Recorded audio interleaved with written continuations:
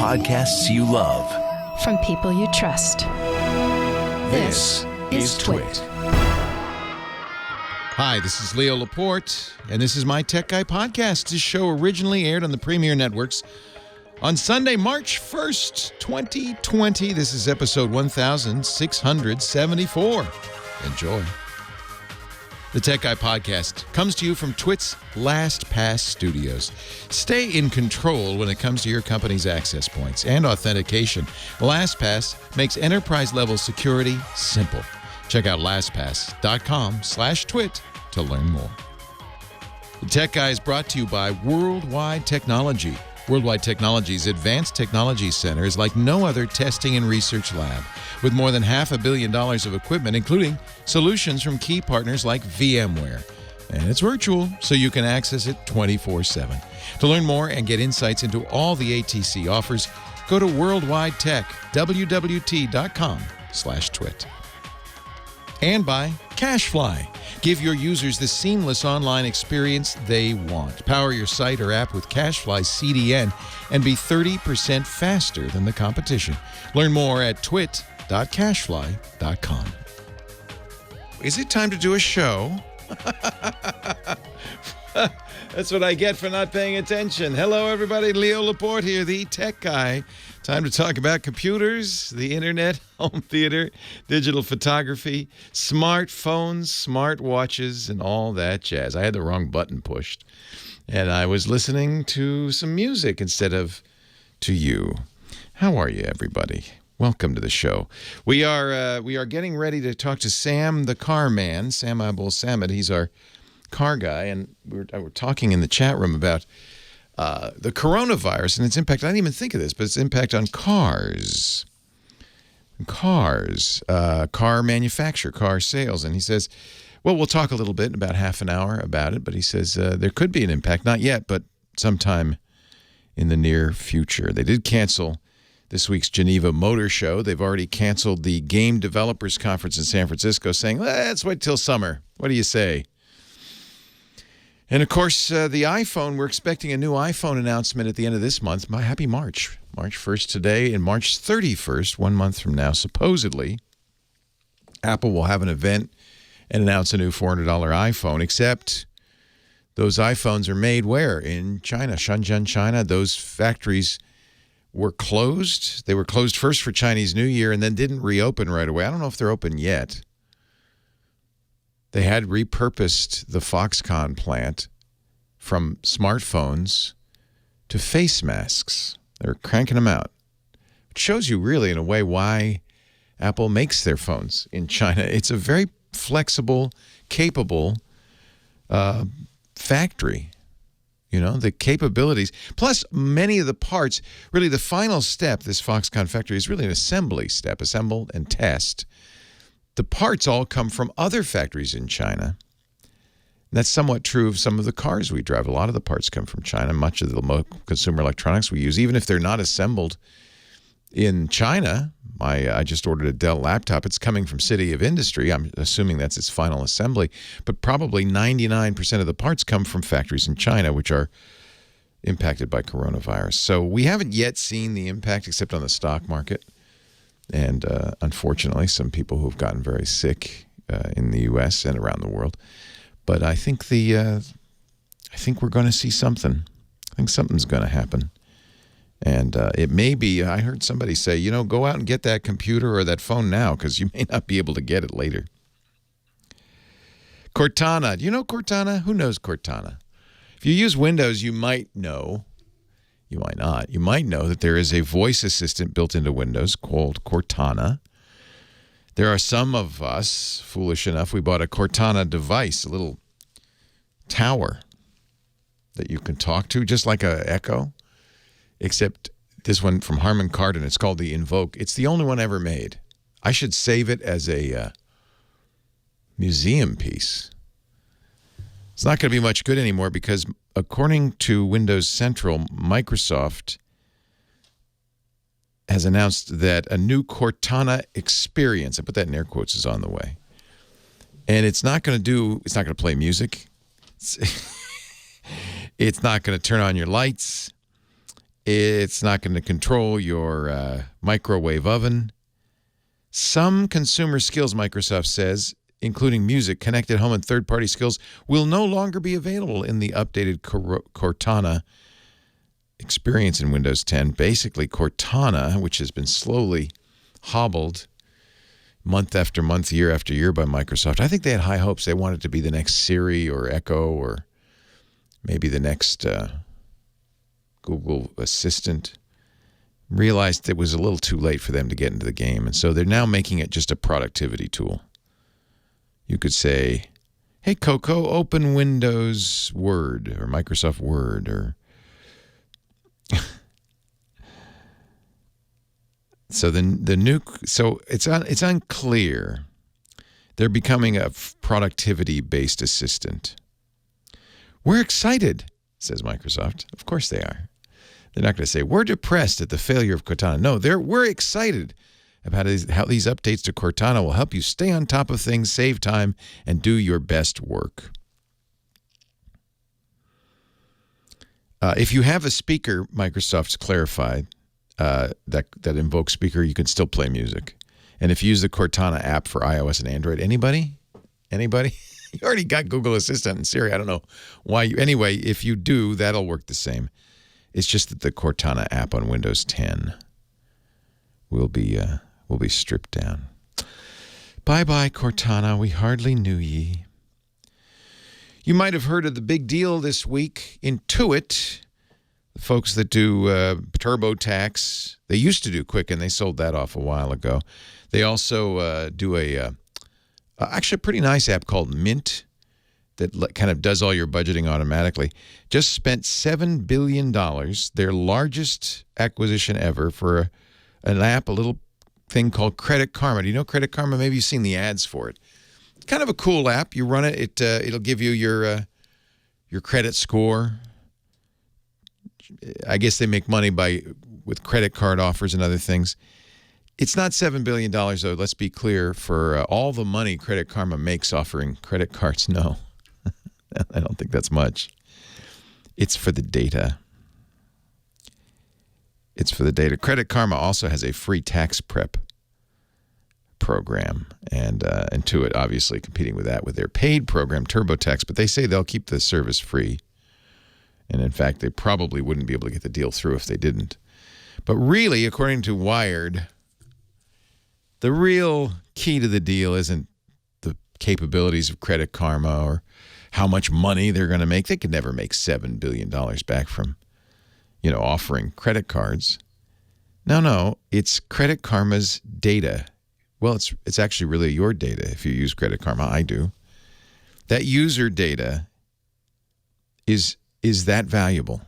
I like to talk about these acquisitions. We've seen others like it, where you go, really, it's worth that much money? Well, it is if you think about the data. Really the message is your data is worth a lot of money to these companies. Credit Karma, Wired says, whose business is built around a free credit monitoring app, has more than 100 million users. And it's free, but in return, you give them your financial information, including behavioral and location data. The platform's algorithms then help lenders micro-target users with offers for credit cards, loans, and other financial products, and Credit Karma gets a cut when users sign up. This is Wired's quoting a professor at Tulane, an expert on financial technology, Kristen Johnson. She says, there's no business person on the planet who doesn't want to get access to consumer financial transaction details. That is a pot of gold, a $7 billion pot of gold. Do the math. There's 100 million users. That means each of them is worth $70. If you divide 7 billion by 100 million, $70. Your data, where you've been, what you do, your financial transactions, that's worth $70 for each and every one of us to Intuit. This is why a number of privacy advocates are calling for better regulations. In fact, a way for us to control our own data and then sell it to these companies. So instead of the $70 going to Credit Karma, some of it at least could come to you. The guy who created the World Wide Web, Tim Berners-Lee, has created a technology called Solid. He says, I want to fix what I made. I broke it. I broke it. I broke the world by creating the World Wide Web. And then that's used by companies to track you and follow you and take your private data for free. Well, it's a trade. Facebook gives you something, right? And you in return, you give them everything. Solid, the idea of Solid is, and I don't know how this would ever work, but it's worth a try, right? Somehow, magically, all your personal data, your location, what you buy, what sites you visit, what searches you make, is stored in a vault, your vault. And then you get to choose who gets it. Facebook says, well, we'd like to give you this wonderful free service, but in return, you need to give us access to this, this, this, and this in your vault. And you can say, is that worth it? Yes. Gmail, Google's Gmail can say, we'd love to give you free email, but in return, you need to give us this, this, and this in your vault. Instead of just taking it, it makes it explicit. I think it's an interesting idea. I was made more aware of it. I remember when Tim announced it, but a guy I respect mightily, Bruce Schneier, who's a security guru, I bow down to him because he's brilliant, has joined a company called Inrupt that is designed around Solid. This gets complicated. To make this a reality, to build this thing. And it's great that Bruce Schneier is working for them because he is the king of security. He'll make it a secure vault. If his name is on the box, you know you can trust it. When will this happen? I don't know. Will it happen? Seems unlikely. Is it a good idea? Absolutely. Absolutely.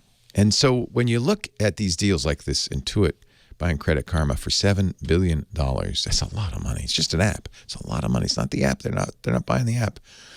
They're buying your data for $70 a head.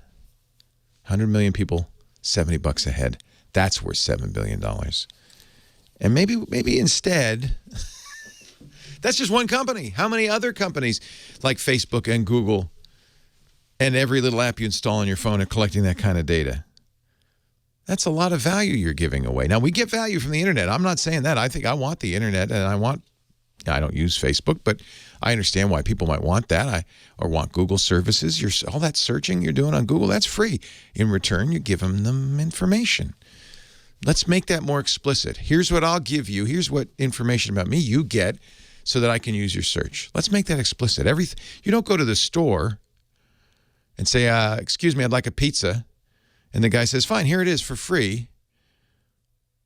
And meanwhile, he attaches a GPS onto your car. Puts a homing beacon in your brain. But the pizza's free, folks. See, you want to know, what did I pay for that pizza? What am I giving them? That should be explicit. 8888, Ask Leo is the phone number. What do you think? Is that even possible? Is it too late? Is closing the barn door after the horses escaped, running out in the fields? 8888, Ask Leo, the phone number. 888-827-5536. That's toll free from anywhere in the U.S. or Canada. Outside that area, you still can call me, but you got to do it. With Skype out or something like that. But it's a toll free number, so it shouldn't cost you anything. 8888, Ask Leo. The website, everything I talk about is there. TechGuyLabs.com. Please take advantage of that. We put it there for you. Every show. Every day, every hour, every call. It's all up there. Free, no sign up, TechGuyLabs. See, I don't ask anything of you for that. That's free. Free. Well, there's little ads on it. But we serve the ads so that you don't have, they're not getting any information about you because we want to protect your privacy. I like it to be explicit. If I'm going to steal information about you, I want that to be explicit. Leo Laporte, the tech guy. More of your calls coming up. Hello, Sammy. Hello, Leo. You want to talk about the vet? What do you got? Oh, you're going to talk about the Tesla. Yeah, the NTSB hearing today. Yeah. And we can talk about China, too, if you want. Yeah, I thought that was interesting. Yeah. Yeah. So they told you to talk me out of the Mach-E, but I think you think that's a good thing. Yeah, no, I think he was actually referring to a different Mustang, this custom Mustang. Oh, no, I'm not getting It's $140,000. No, thank you. 800 horsepower one. If I'm going to get that, I get a Taycan. Yeah. Yeah. I don't want to. I like it. The Mustang I ordered, the first edition, $60,000. It's not too bad. Yeah. I'm trying to let Lisa talk me. I'm trying to talk Lisa into letting me buy it instead of leasing it. She likes to lease, and I guess it makes sense, especially with batteries. Yeah, I mean, if you like it, you can always buy out the lease at the end of it. I can buy out the lease at the end, yeah. Maybe that's the best way to do it, yeah. Especially for something that's all new like that. Yeah. It makes sense. Do that. Yeah. Ladies and gentlemen, Kimmy don't take no Schaffer. Kim Schaffer, the unbreakable phone angel. Hello, Kimmy. Good morning. How are you? Good. How about you? Very well. Very well. We went all through February without nary a drop of rain. I know. And, I don't like rain, but we need it. So maybe it could come, March could come in like a lion. And do they say that in the West Coast? I know we used to say it in New England. Comes in like a lion and goes out like a lamb. I've heard it before. Yeah. But probably from, It's pretty lammy around here right now. The cherry blossoms are all pink. It's beautiful. It's like I'm starting to plant my spring garden, but I'm sure that or my summer. Strawberry starts are in the store now. You can start your strawberries. But we need some rain to water it, so we don't have to. Who should I start the show with today? How about, our friend Airshow Rob wants to compliment iDrive, actually. Oh, good. He had a very good experience with them. Okay. Thank you, Kim. Hello, Rob. Airshow Rob, Leo Laporte, the tech guy. Why do they call you Airshow Rob? Because I'm the air show announcer guy that travels around the country saying, here he comes, there he goes, what the hell was that? And do you do that for the Blue Angels, or which flight group do you do that for? Well, I do it for air shows all over the country. Oh, air shows could be anything. Yeah, it could be the guys in the Barnstormers or, Exactly. Yeah. And although I do coach the Blue Angels narrator every year, I was with him, and just a little over a week ago, I was out with him in El Centro for their training and working with them. I love the Blue Angels. Man, is that dramatic. It is amazing. I've flown with them twice, and when they say there's 18-inch wingtip to canopy separation, they ain't kidding. That's scary. I don't want to do that. So, Rob, what can I do for you today? Well, it's not so much what you can do for me. I made the switch on your recommendation from those other guys to iDrive. And I got my Mac Pro in my studio working okay, but my MacBook Air, for some reason, wasn't backing up right. And I looked around a little bit and finally put in a support request yesterday. Within 2 hours, I got an indication, hey, we'll get back to you. And when I got back from dinner last night, there was a full-blown link with a step-by-step, spot-on remedy for my situation, and it is working great. It's a really nice deal. Oh, I'm so glad. They're a sponsor, of course. I just did their ad. But this is how I judge tech companies. Everything breaks. You're going to have a bad computer or software that doesn't work. I measure them by how quickly they respond and fix the problem. That's really how you can measure. Are they responsive? Is their tech support good? And it sounds like they did a good job. I'm so glad. Yeah, it was really, really spectacular. Good. And so I got my MacBook Air. My wife's MacBook Air is now backing up this very moment. So it's all good. So Thank you. Want to say thanks. Unsolicited. Yeah. We didn't ask him to call. Correct. Totally unsolicited. Do you fly yourself? I do, actually. I fly to about 75% of the shows that I do. I'll be flying actually to Yuma on the 10th for my got a good life. Thank you, Airshow Rob. Yeah. Sam Abuelsamid coming up. Man, is this a full-time gig for you? I work about half the year doing it, and I also do that folk music thing in Scottsdale. Oh, that's right. Yeah. So, but I work this year. I've had 21 shows scheduled. Wow, that's a lot. That's like every other weekend. Yeah. Wow. Yeah, but I love what I do. It's really a lot of fun. It's like you. I mean, you get. I'm sure you get energized stepping into the studio to do your show every weekend, and I do as well. If you enjoy your work, you are lucky because so many people have jobs they just have to do to keep the family and the rent and And it's, that's life. But if you can find a job you enjoy doing, man, I try to tell my kids that. You are very, very fortunate if you can do that. Like we never work a day in our lives. Yeah, right. Oh, it's work. I don't actually think it's, it's not, it's work, but it's in work I enjoy. Let's put it that way. It's not digging ditches or roofing or, there's a lot of hard jobs. I'm glad I don't have to do those. Yeah, my wife says, you work really hard. I said, gee whiz, I can't imagine that. Yeah, my wife says the same thing because I'm up in the morning reading tech news. I'm on the computer most of the time trying to find stories and things to talk about. And she says, well, you work all the time. And I said, no, it's not. I probably would do that anyway. It'd be interesting if I ever retire. It'll be interesting to see if I still get up in the morning and read the tech news. I think I will. And I know I'll be messing around with computers. Yeah, I have taken up working on expanding voiceover work. Good. And, I've got one client I've had for over 30 years, but I'm trying to expand upon that. And I've got a good studio at home. Good. And gear.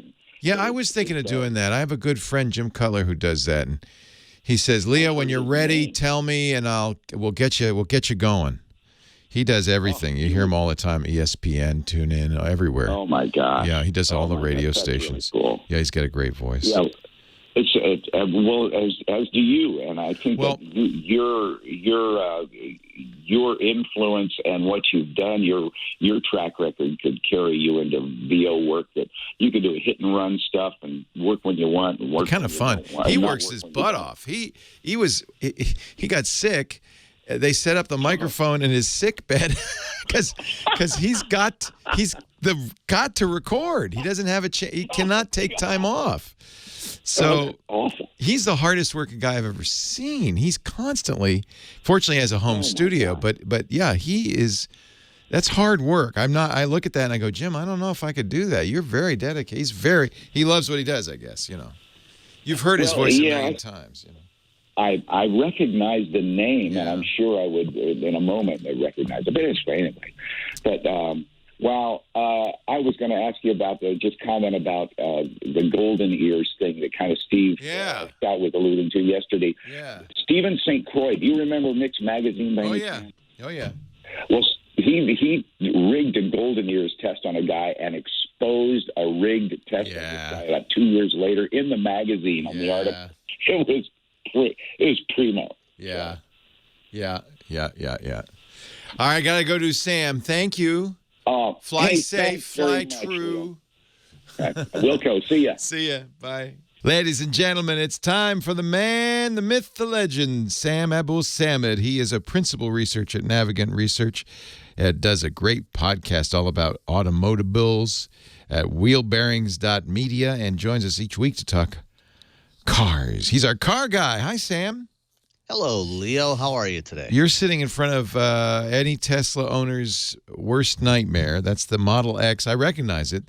That Jim Huang, who was a Apple engineer, loved his Model X.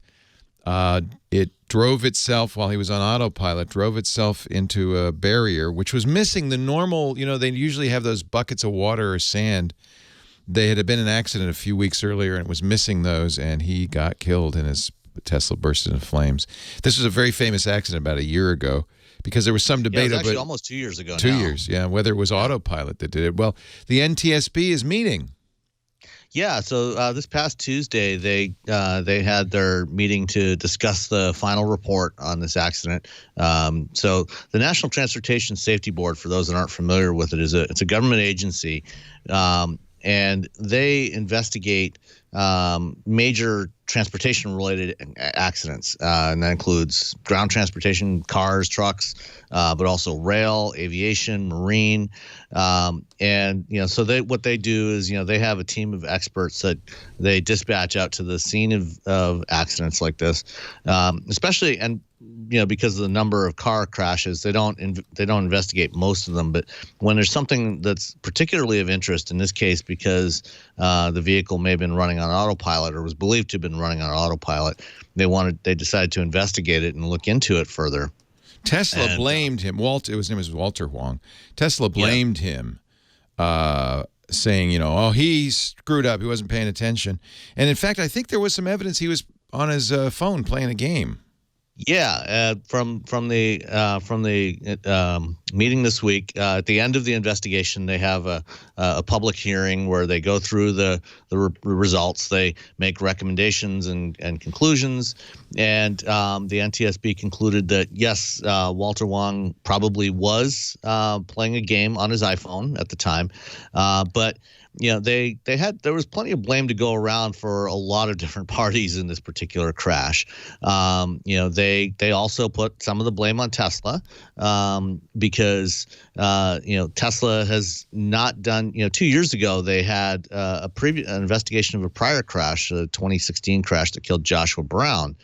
And at that time, NTSB recommended that Tesla incorporate features into autopilot. Actually, any automaker, including Tesla, should incorporate features that include more active driver monitor systems, like the infrared camera that was in that Cadillac Super Cruise that we drove a couple of years ago. Also, making sure that the systems can only operate in places where it's actually safe to operate. And while other manufacturers did respond to NTSB and have incorporated those kinds of features, the only manufacturer that had been called out from that previous investigation that did not respond in any way was Tesla. So some of the blame went to Tesla, but there's also blame on the National Highway Traffic Safety Administration because NTSB is only an investigatory body. They can't actually set any regulations or do any enforcement, and NHTSA did not follow up on anything that was recommended from the prior investigation, and so they called out NHTSA for not doing anything, and they also called one of the recommendations this time was to as part of the new car assessment program. That's the crash test program that NHTSA does, where they give out the star ratings, 3, 4, 5-star ratings for crash safety. They called on NHTSA to incorporate testing of collision avoidance systems and driver assistance systems as part of that rating system, which NHTSA has not yet done.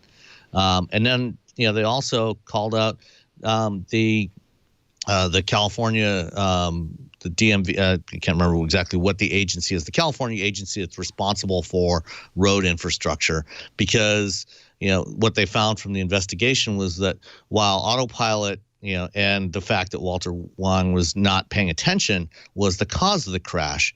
You mentioned the barriers that they put on the end of the highway medians. They're called crash attenuators, and in some cases they're water-filled barrels. In this case, there's a steel structure that gets mounted on the end of it. And there had been another crash just a few weeks before at the same location.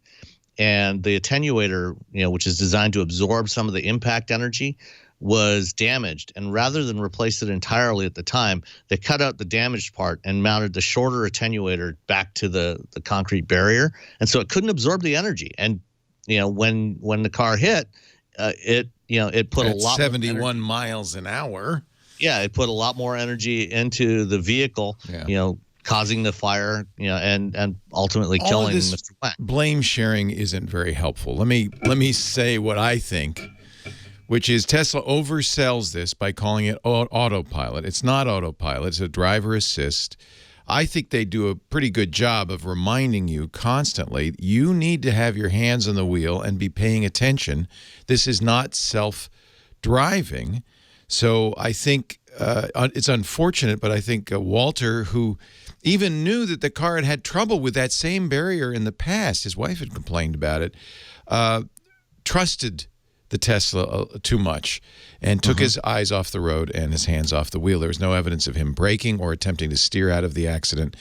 Of course, that if you look at the barrier, it's an accident waiting to happen. It's hard to see, no doubt about it, even with human eyes. So, and it's sticking right out in the road.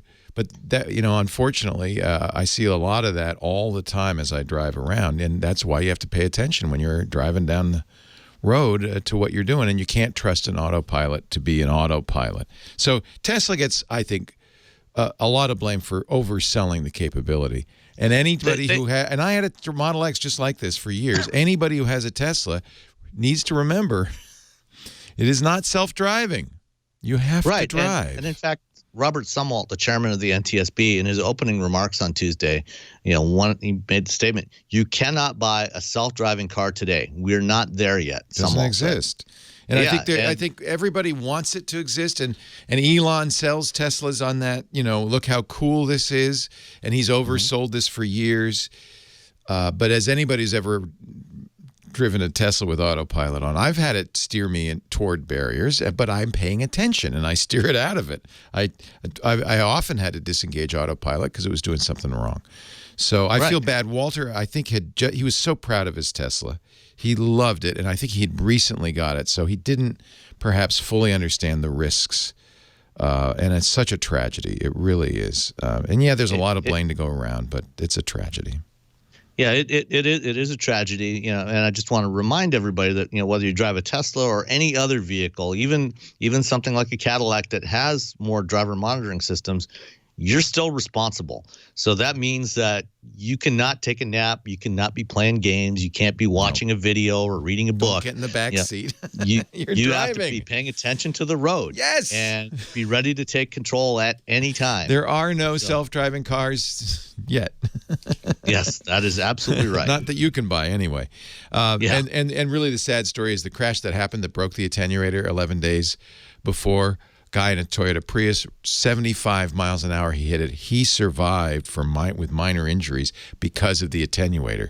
So had the attenuator been in place, I think Walter Wong would still be with us. It's a great tragedy. Very likely. Very sad. Yeah, very, very sad. So, and Tesla folks, drive, darn it.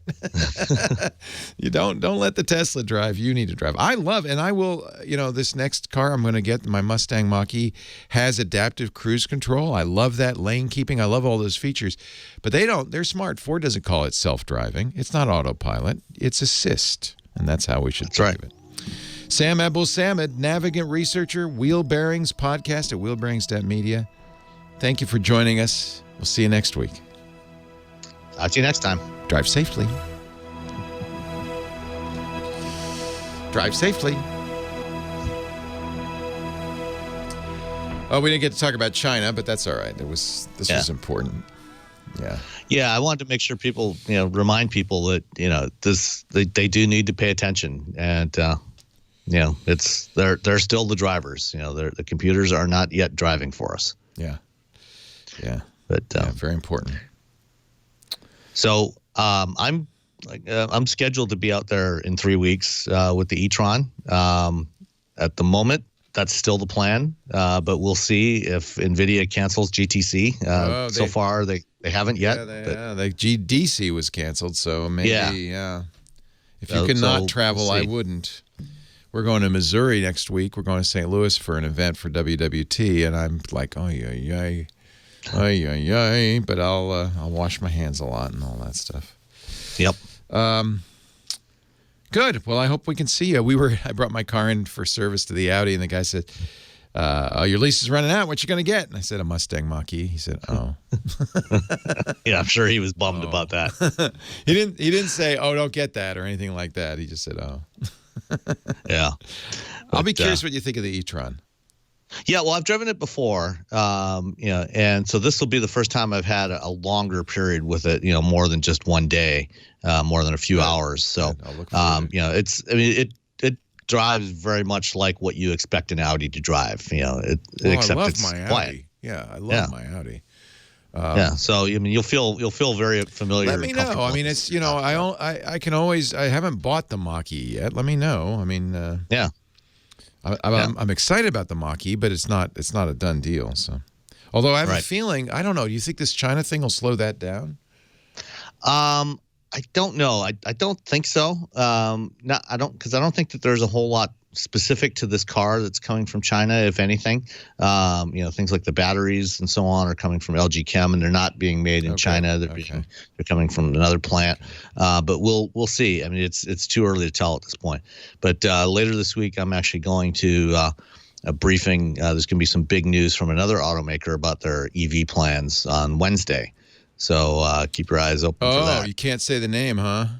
No, not yet. It's all under embargo until Wednesday afternoon. So by the time you get to the studio on Wednesday, the news should be live. It's like 12:30 p.m. Eastern on Wednesday. So, well, I'm just hoping that because after we saw the Mach-E, what's his name? I forgot his name. Said we're going to put you. Darren. Darren, that's it. Said we're going to put you ahead of the line. So I'm crossing my fingers. And they should be starting production in August on those. Yeah. So sometime after that, they should be available. Don't forget, Darren. I will remind him. Don't forget, Darren Palmer, Ford Global Directory for Battery Electric Vehicles. Don't forget. I know he has a clipping service, and he's going to get this like on his desk. Leo Laporte said, "Don't forget, Darren Palmer." Yeah. We're going to St. Louis. I've been told not to call it St. Louis, even though the movie was Meet Me in St. Louis. I won't call it St. Louis. We're going to St. Louis for the Worldwide Technology folks. We're going to do a panel on the future of cloud computing. That's open to WWT partners. So if you're a WWT partner, please inquire with your sales rep because we'd love to see you there. And as I mentioned the day before, we're going to go to the Trainwreck Saloon on Wednesday, March 4th at 7:30 p.m. The Portal there's two branches, the Portal one, and I'd love to see you all there. Worldwide Technology. One of the main reasons we're going out. I really want to see this advanced technology center that they have. 10 years they've been building this. It's grown like crazy. There's now $500 million worth of enterprise gear there. $500 million from all the major OEMs and even little guys too. Of course, Dell EMC's there, and we have somebody, a Dell EMC employee in our chat room. VMware is there. Microsoft, of course. And even the, disruptors like Equinix, all in the Advanced Technology Center. They built this initially for the Worldwide Technology engineers to build pilots, proofs of concept, so that they could show their customers what, they'd be buying. They could find the right solutions for their customers. But I have to say, they've done something really special. And if you're a WWT customer, this is great. They're now letting you use the Advanced Technology Center. They have on-demand, schedulable labs in every kind of enterprise computing, like the VMware Cloud on AWS. I can show you how that works. You could set that up in the lab. Hundreds of labs representing the newest advances in network virtualization, software-defined data centers, security, digital workspaces, multi-cloud architecture, automation. If you're an enterprise, when you are relying on technology, it's got to work. It's got to work first time out. It's got to keep working. It's got to be robust. It's got to help your clients, help you get the job done. And by going to WWT's Advanced Technology Center, you can make sure of that before you install it. And I think that's fantastic. This reduces concept times from months to weeks. It increases the speed to market. They offer this lab as a service within the ATC, so you can perform your own programmatic testing, do the kinds of things their engineers do. But you don't have to go to St. Louis. It's virtual, so you can use the Advanced Technology Center anytime, anywhere, 24/7. It is a fantastic solution. If you want to try the latest and greatest VMware technologies, if you're interested in trying before you're buying, or just checking out how things interact, which is also really important, the ATC is for you. This new digital platform launched this past summer, and it really creates a multiplier effect of knowledge and speed and agility anytime, anywhere around the world for you WWT customers. Not only do you get the hands-on labs, you get articles and case studies and all the tools you need to make a difference in the fast-paced world of enterprise computing. To learn more about Worldwide Tech and the Advanced Technology Center and become a member of their community, go to wwt.com/twit, create an account, get access to the on-demand labs right away. WWT simplifies the complex. wwt.com/twit. Worldwide Technology, delivering business and technology outcomes around the world. And we'll see you in St. Louis. Our panel is Thursday. If you can come to the meetup, Wednesday night, 7:30 at the Trainwreck Saloon. We'll see you there. Meet me in St. Louis, as they say. wwt.com/twit. Leo Laporte, the tech guy. Then I saw her face, 8888 Ask Leo. That's the phone number. Terry, Long Beach, California. You're next. Hi, Terry. Hi, Leo. I have a question regarding online backups. Okay. My wife and I are fully invested in Apple products, and I use the iPhone Pro Max to edit 4K video using a product called LumaFusion. Love LumaFusion. Good choice. Yeah. And when I make changes, the upload to my MacBook Pro is slow because my internet upload speed is only 10 megabits per second. And I was that's pretty fast. That's actually pretty fast, yeah. So when you buy internet, they give you two numbers. Nobody pays attention to the second number. They say 100 megabits down, 2 megabits up. Up is what matters with online backup. And no online backup, by the way, is going to use up all of what you've got, because if it did, you would no longer be able to use the internet.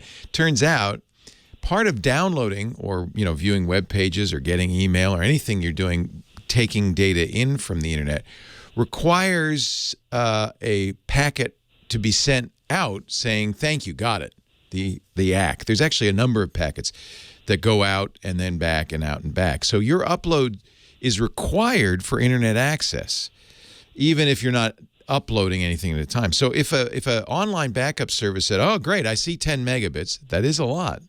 If I see 10 megabits, I'm going to use all 10, you suddenly would have no internet access at all. Plus, of course, anything you wanted to upload, you wouldn't be able to upload. So most online backups are the technical term literally is nice. They don't take up all of the bandwidth. If you have 10, they might take up a third, 3 at most. Okay. So, but 10 is a lot. What did you think you had? Well, I used to have 100 megabits. That's down. No one has 100 up. Well, some people do. You might have. No, Verizon had 100. Oh, because you had fiber. Yeah, you had. That's called symmetric. Yeah. Optical. Yeah, you had fiber optics. Yeah. Verizon was so expensive, I switched to Spectrum, and I knew it was 10 megabits up, but I wanted to test it and see how well it worked. Now, when I have, just to put it in perspective, on my Comcast connection, I think I have 100 down and 8 up or 9 up or something like that. 10's not bad. But you're right. So that's one of the things that's great about fiber is many of the fiber providers offer what they call a symmetric connection, which is the download speed and the upload speed are the same. That is not at all common. That's a unique situation. In most cases, the download is a lot faster than the upload. But that's fine. So give me the scenario again, because the idea is the way I would do this is you back up all your devices, your iPhone, for instance, the best way to back up an iPhone is connect it with a cable to your Mac, and use the Finder to back it up and check the box that says encrypt and give it a password. Then you have a full encrypted backup of your phone on your Mac. I do that. Yeah. And then your Mac is the one that's backing up to the cloud. Yeah, well, actually, I was wondering, when Apple is moving the files from my iPhone to my MacBook Pro, is it also uploading the data to iDrive or Carbonite or whatever I'm using? No, Are they doing that at the same time? No. Generally, did you put an online backup program on your phone? Not on my phone. No, you'd have to have an app on your phone to do the backup. My Mac. Yeah. If it's on your Mac, it's backing up what's on your Mac. The way you get your phone backed up is by copying it to your Mac. And that, by the way, is the best way to do it. Apple does offer iCloud backup for your phone. And many people believe it's more convenient, and it is, I guess, to have your phone backing up to the cloud, to Apple's iCloud all the time. And that would be directly to iCloud because you have iCloud on your phone. The drawback of that is that data is not private. That data is available to Apple and anybody who, any law enforcement or whoever, or a rogue employee or whatever. I have no secrets. Yeah, so if you don't care about that, then iCloud backup is easiest. It's not cheapest. Apple charges a little bit of a premium for their online backup. But it's seamless. It's seamless. That's right. It's convenient. It's also belt and suspenders because now, and you should never rely on just one service or one company or one hard drive for your backup. It's always good to diversify, just like with your stocks. You don't want to put all your eggs in one basket. So not a bad idea at all to back your – it's also great for photos because those are backed up instantly to the iCloud. And then if you get a new phone, it's a simple thing. You don't have to connect it to anything. You just say restore from iCloud. When I am finished working on my MacBook Pro, I just close the lid and put it to sleep. Does the upload to iDrive continue after I put it to sleep? Yeah, it can. So there's something your Mac has called Power Nap. And if you go in the Power Nap settings, I can't remember if backup continues. I think it might. It says what things continue. It continues to get email, continues to do things in the background. You can disable that for better battery life. But so look in your energy settings and your system preferences and see. I'll look at mine. See what Power Nap. While sleeping, your Mac can back up using Time Machine. Okay, that's different. That's a local backup. And periodically check for new email, calendar, and other iCloud updates. It's not completely clear whether it does an iCloud backup. I'm gonna guess since it's already got the Wi-Fi turned on and checking stuff on the internet, it might continue to do iCloud as well. That's Power Nap. You can turn that off, but it's on by default. And it does use a little power because it's got the Wi-Fi's turned on, the internet's on, it's doing stuff, its processor's thinking and all of that stuff. Power Nap is kind of an interesting feature. I think it's probably a smart thing, but if you're getting poor battery life, do you leave your laptop plugged in or do you run off battery? It's usually plugged in. Well, then it doesn't matter. You should turn everything on because it's not using. It's only if you want to save battery life as you travel around, things like that. Yeah. Okay. Well, thank you for the information. My pleasure. Glad you asked. This is the problem I have with Apple. Apple, their philosophy, and it's a reasonable philosophy, is it just works. It just works. They say that all the time. It just works. What they don't do is tell you how it works or whether it's working or what it's working. And people like me, and apparently people like you too, want to know. And it's reasonable. Well, are you backing up now? What is going on? How does it work? Where does it back up to? And as much as I cover Apple, I do 2 Apple podcasts, iOS Today and MacBreak Weekly. I am constantly reading up on Apple. I use Apple nonstop. I feel like I am as close to an Apple expert as you can get without working in Cupertino. And yet I still am often surprised to learn, oh, they're not encrypting that. Oh, they're backing up that. Oh. Because Apple doesn't really explain. They just they're figuring, well, those details just confuse people. So just trust us. We'll just do it right. I want to know. I want to know. And I think people ought to know. I think you need to know. Well, how is this being backed up? Is it being backed up? When is it being backed up?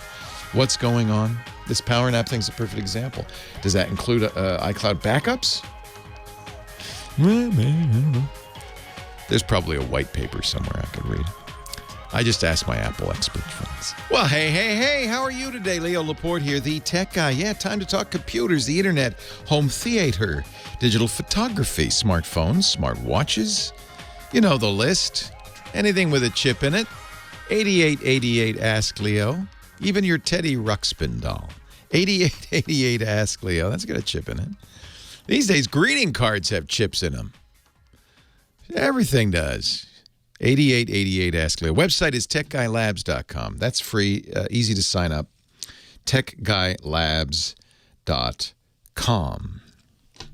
Let's go back to the phones. What do you say? Line 3, Anthony, Ventura, California. Hello, Anthony. Yeah, hello. How you doing, Leo? I am great. How are you?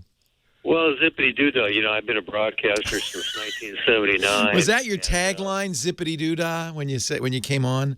Hey, zippity-doo-dah, boys and girls, it's 58 degrees in the city. That's a good tagline. Well, it could be, used to be, but I just have to be being a broadcaster since 79. It's funny because during the commercial breaks, I could listen to you in the pre-fader network bus, and I could hear you talking about getting free cups of coffee and going to the bathroom and all that.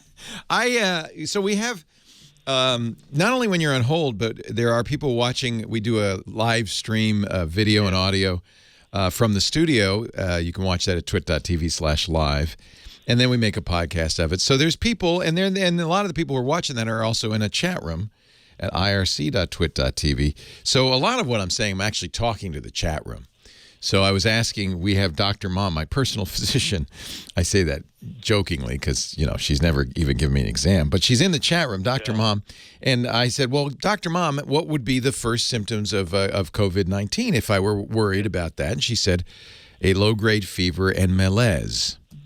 And then she said, but you're probably not going to get it because you stay locked in a studio all day. Yep. Us broadcasters, we got it good. Do you still work in the radio? I had to kind of retire early because of believe it or not, an auditory injury. Oh, I'm sorry. Yeah. That's terrible. Yeah, no, but I'm getting treatment, so we might be back. Yeah, if you can't hear, it's hard to do radio if you can't hear very well. Well, yeah, I'll tell you more about it someday over a nice cold one. But Deal. Anyway. Deal. My question is this. I've been a Nokia a cell phone user since like the mid-90s. Okay, we're going back through the 6010 brick, the 6050 flip. Yeah. And then, of course, when Windows integrated with Nokia integrated with Windows, they came out with the 830, and I currently have the 1520, which is still running on the 8.1 phone OS, which is Siberian. Dead in the water. Yeah. It is just dead. Yeah. Deader than a doornail. Yeah. Deader than the guy driving the Tesla. But anyway. Sorry, that's a mean thing to say.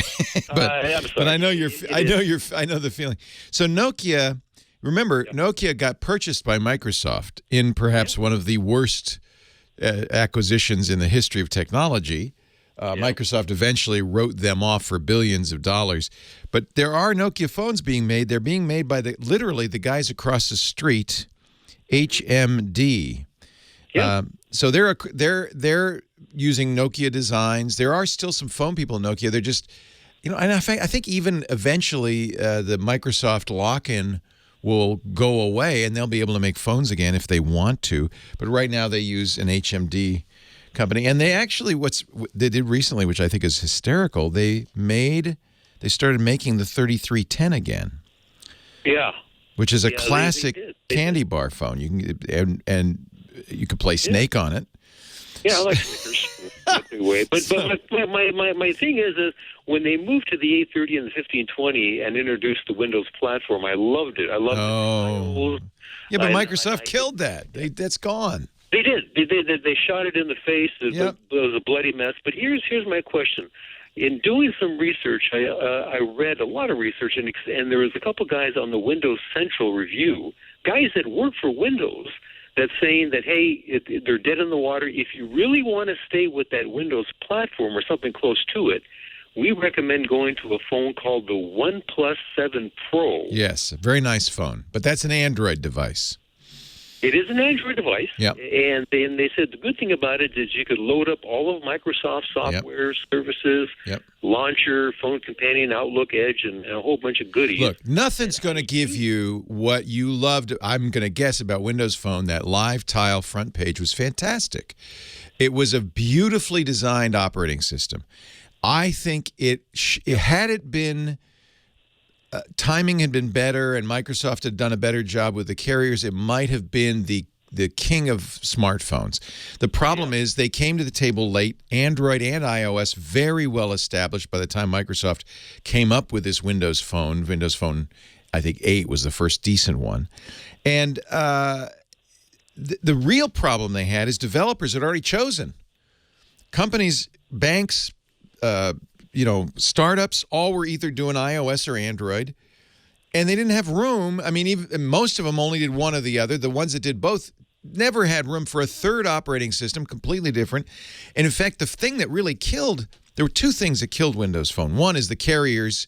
If you went into a Verizon store and said, I'd like to know more about that Nokia Windows Phone, they'd steer you to an Android device. They wouldn't even show it to you. So that was problem one. They didn't get the carriers to come along. Problem two, they didn't get the developers to come along. And the kiss of death was when banks started saying, yeah, we're not going to make our app for the Windows platform. Yeah. Because if you can't do some critical things with a smartphone, like your banking, it just kills the platform. There was no Instagram eventually. Oh, they got blowtorched. Blowtorched. It was the end of the line. And I feel bad about it because I agree with you. I loved my Windows Phone. Oh, yeah. So my question is, I don't know how much knowledge you have of the OnePlus 7 Pro. I have one. But you do? Oh, yeah. It's a great phone. I love you. In a platonic way, but I love you. I try to buy most of the really worthwhile phones. And if I don't have it, then one of my colleagues, we have an Android show called All About Android, will have it. I fell in love with the OnePlus 7 Pro. Okay. Now, they're $1,000 if you buy them from Amazon. Maybe a couple. Don't get it from Amazon. They're now selling for $500. So here's the thing about OnePlus. OnePlus makes, in my opinion, first-class feature phones. I'm sorry, first-class flagship phones at a significant discount. So if you want a Samsung, if you want a Google, or you want an Apple smartphone, you're going to spend around $1,000. But OnePlus very intentionally keeps their price point below that. So a 7 Pro right now is $500. Okay. I think it's really, there's some things that they do that are really cool. For instance, there's no hole punch or notch. They have a little periscope for the selfie camera. It goes up and down. I think that's hysterical. It's got a very nice 90 hertz display. Faster refresh rate means smoother scrolling. It's the resolution, the screen is fully edge to edge and beautiful. And the thing that's most important to me, and this is a big issue, if you're going to get an Android phone, you want a company that's not going to muck with Android too much. OnePlus has their version of Android called Oxygen, which I think is as close to pure Android as you can get, better than Samsung's version. Google, of course, makes a pure Android phone. And I think Google phones are good, but I think the OnePlus is better hardware. So if you're looking for a really good look, I acknowledge, I'm with you. I miss them. My Nokia 810. Those were great phones. But if you're looking for an Android phone that can compete, I think the OnePlus 7 Pro is a great choice. I would also add that even though Microsoft makes a launcher and all the apps and stuff, it's never going to look. People think, oh, the Microsoft launcher must have those live tiles. No. Nothing's going to look like your Windows phone. But I understand that. I understand that. Yeah. I understand. Now, would I be able to back up to the Microsoft OneDrive using the OnePlus 7 Pro? Yes. Oh, okay. Yeah, I mean, it's not a Windows phone, but yeah. Now somebody's saying the OnePlus 7 Pro is out of stock at OnePlus. I think that's because they have a new one coming up. Look at the 7T, which is much like their 7 Plus. That's the 7 Pro. I kind of liked actually I really like the 7 Pro because it has the periscope, but the 7T is probably just as good. Might even be a little bit less expensive. That came out in October, so those are both fairly new phones. The most expensive one is they have this version called the OnePlus 7 Pro McLaren version. Oh, don't get the McLaren version. That's a 5G phone. Right. I don't think there's 5G in Ventura. I went into the T-Mobile store because they're offering that McLaren version. And I said, great, 5G's here. Where can I get it? Not here. Can I get it in San Francisco? No. Where can I get it? They said, Ukiah. Up in the Redwoods. They've got one 5G transmitter. It's crazy. That's it. But the good thing about the McLaren, it offers 656 gigabytes or something like that. No. Don't get the McLaren. That's crazy. Unless you got money to burn, go ahead. But you're not going to get 5G. Check and make sure they don't require you to buy a 5G plan, because that's even nuttier. You're spending money on 5G that you're not getting. 5G kills the battery. 5G is not ready for prime time. And T-Mobile's 5G is really just, it's 600 megahertz. So this is a long story, too. I don't know if I should embark into this. 5G is a marketing term. Yeah, it is. And T-Mobile is rolling out 5G over 600 megahertz. That's good because it travels farther, goes through walls. It's bad because it's not anywhere near the low latency and speed of millimeter wave 5G, which is way far out. So a lot of what you hear about 5G is going to be great, cars will be talking to each other and blah, blah. All of that is down the road with millimeter wave. That's not what T-Mobile's offering right now. They're offering 600 megahertz. People who've used it, I can't because I'm not in Ukiah, but people who've used it say it's not noticeably faster. Okay, and lastly, I understand if I buy the international unlocked version, I could stick with my AT&T plan. That's correct. Yeah, they don't lock these. You can put any SIM in it. You can put your AT&T SIM in it, and they won't know the difference. I highly recommend the OnePlus. These are great phones. Okay. I just have to go break the bank and go on. Get a hammer to that piggy bank. Yeah. Collect your pennies. Okay. All right. Well, from one broadcaster to another, man, I really appreciate your show and keep it up. And, Notice how his voice goes down an octave. I love when broadcasters get together. We go, "Hello, how are you? How are you doing?" "Well, I'm working out of Buffalo now. Zippity doo dah." Hey, it's great to talk to you.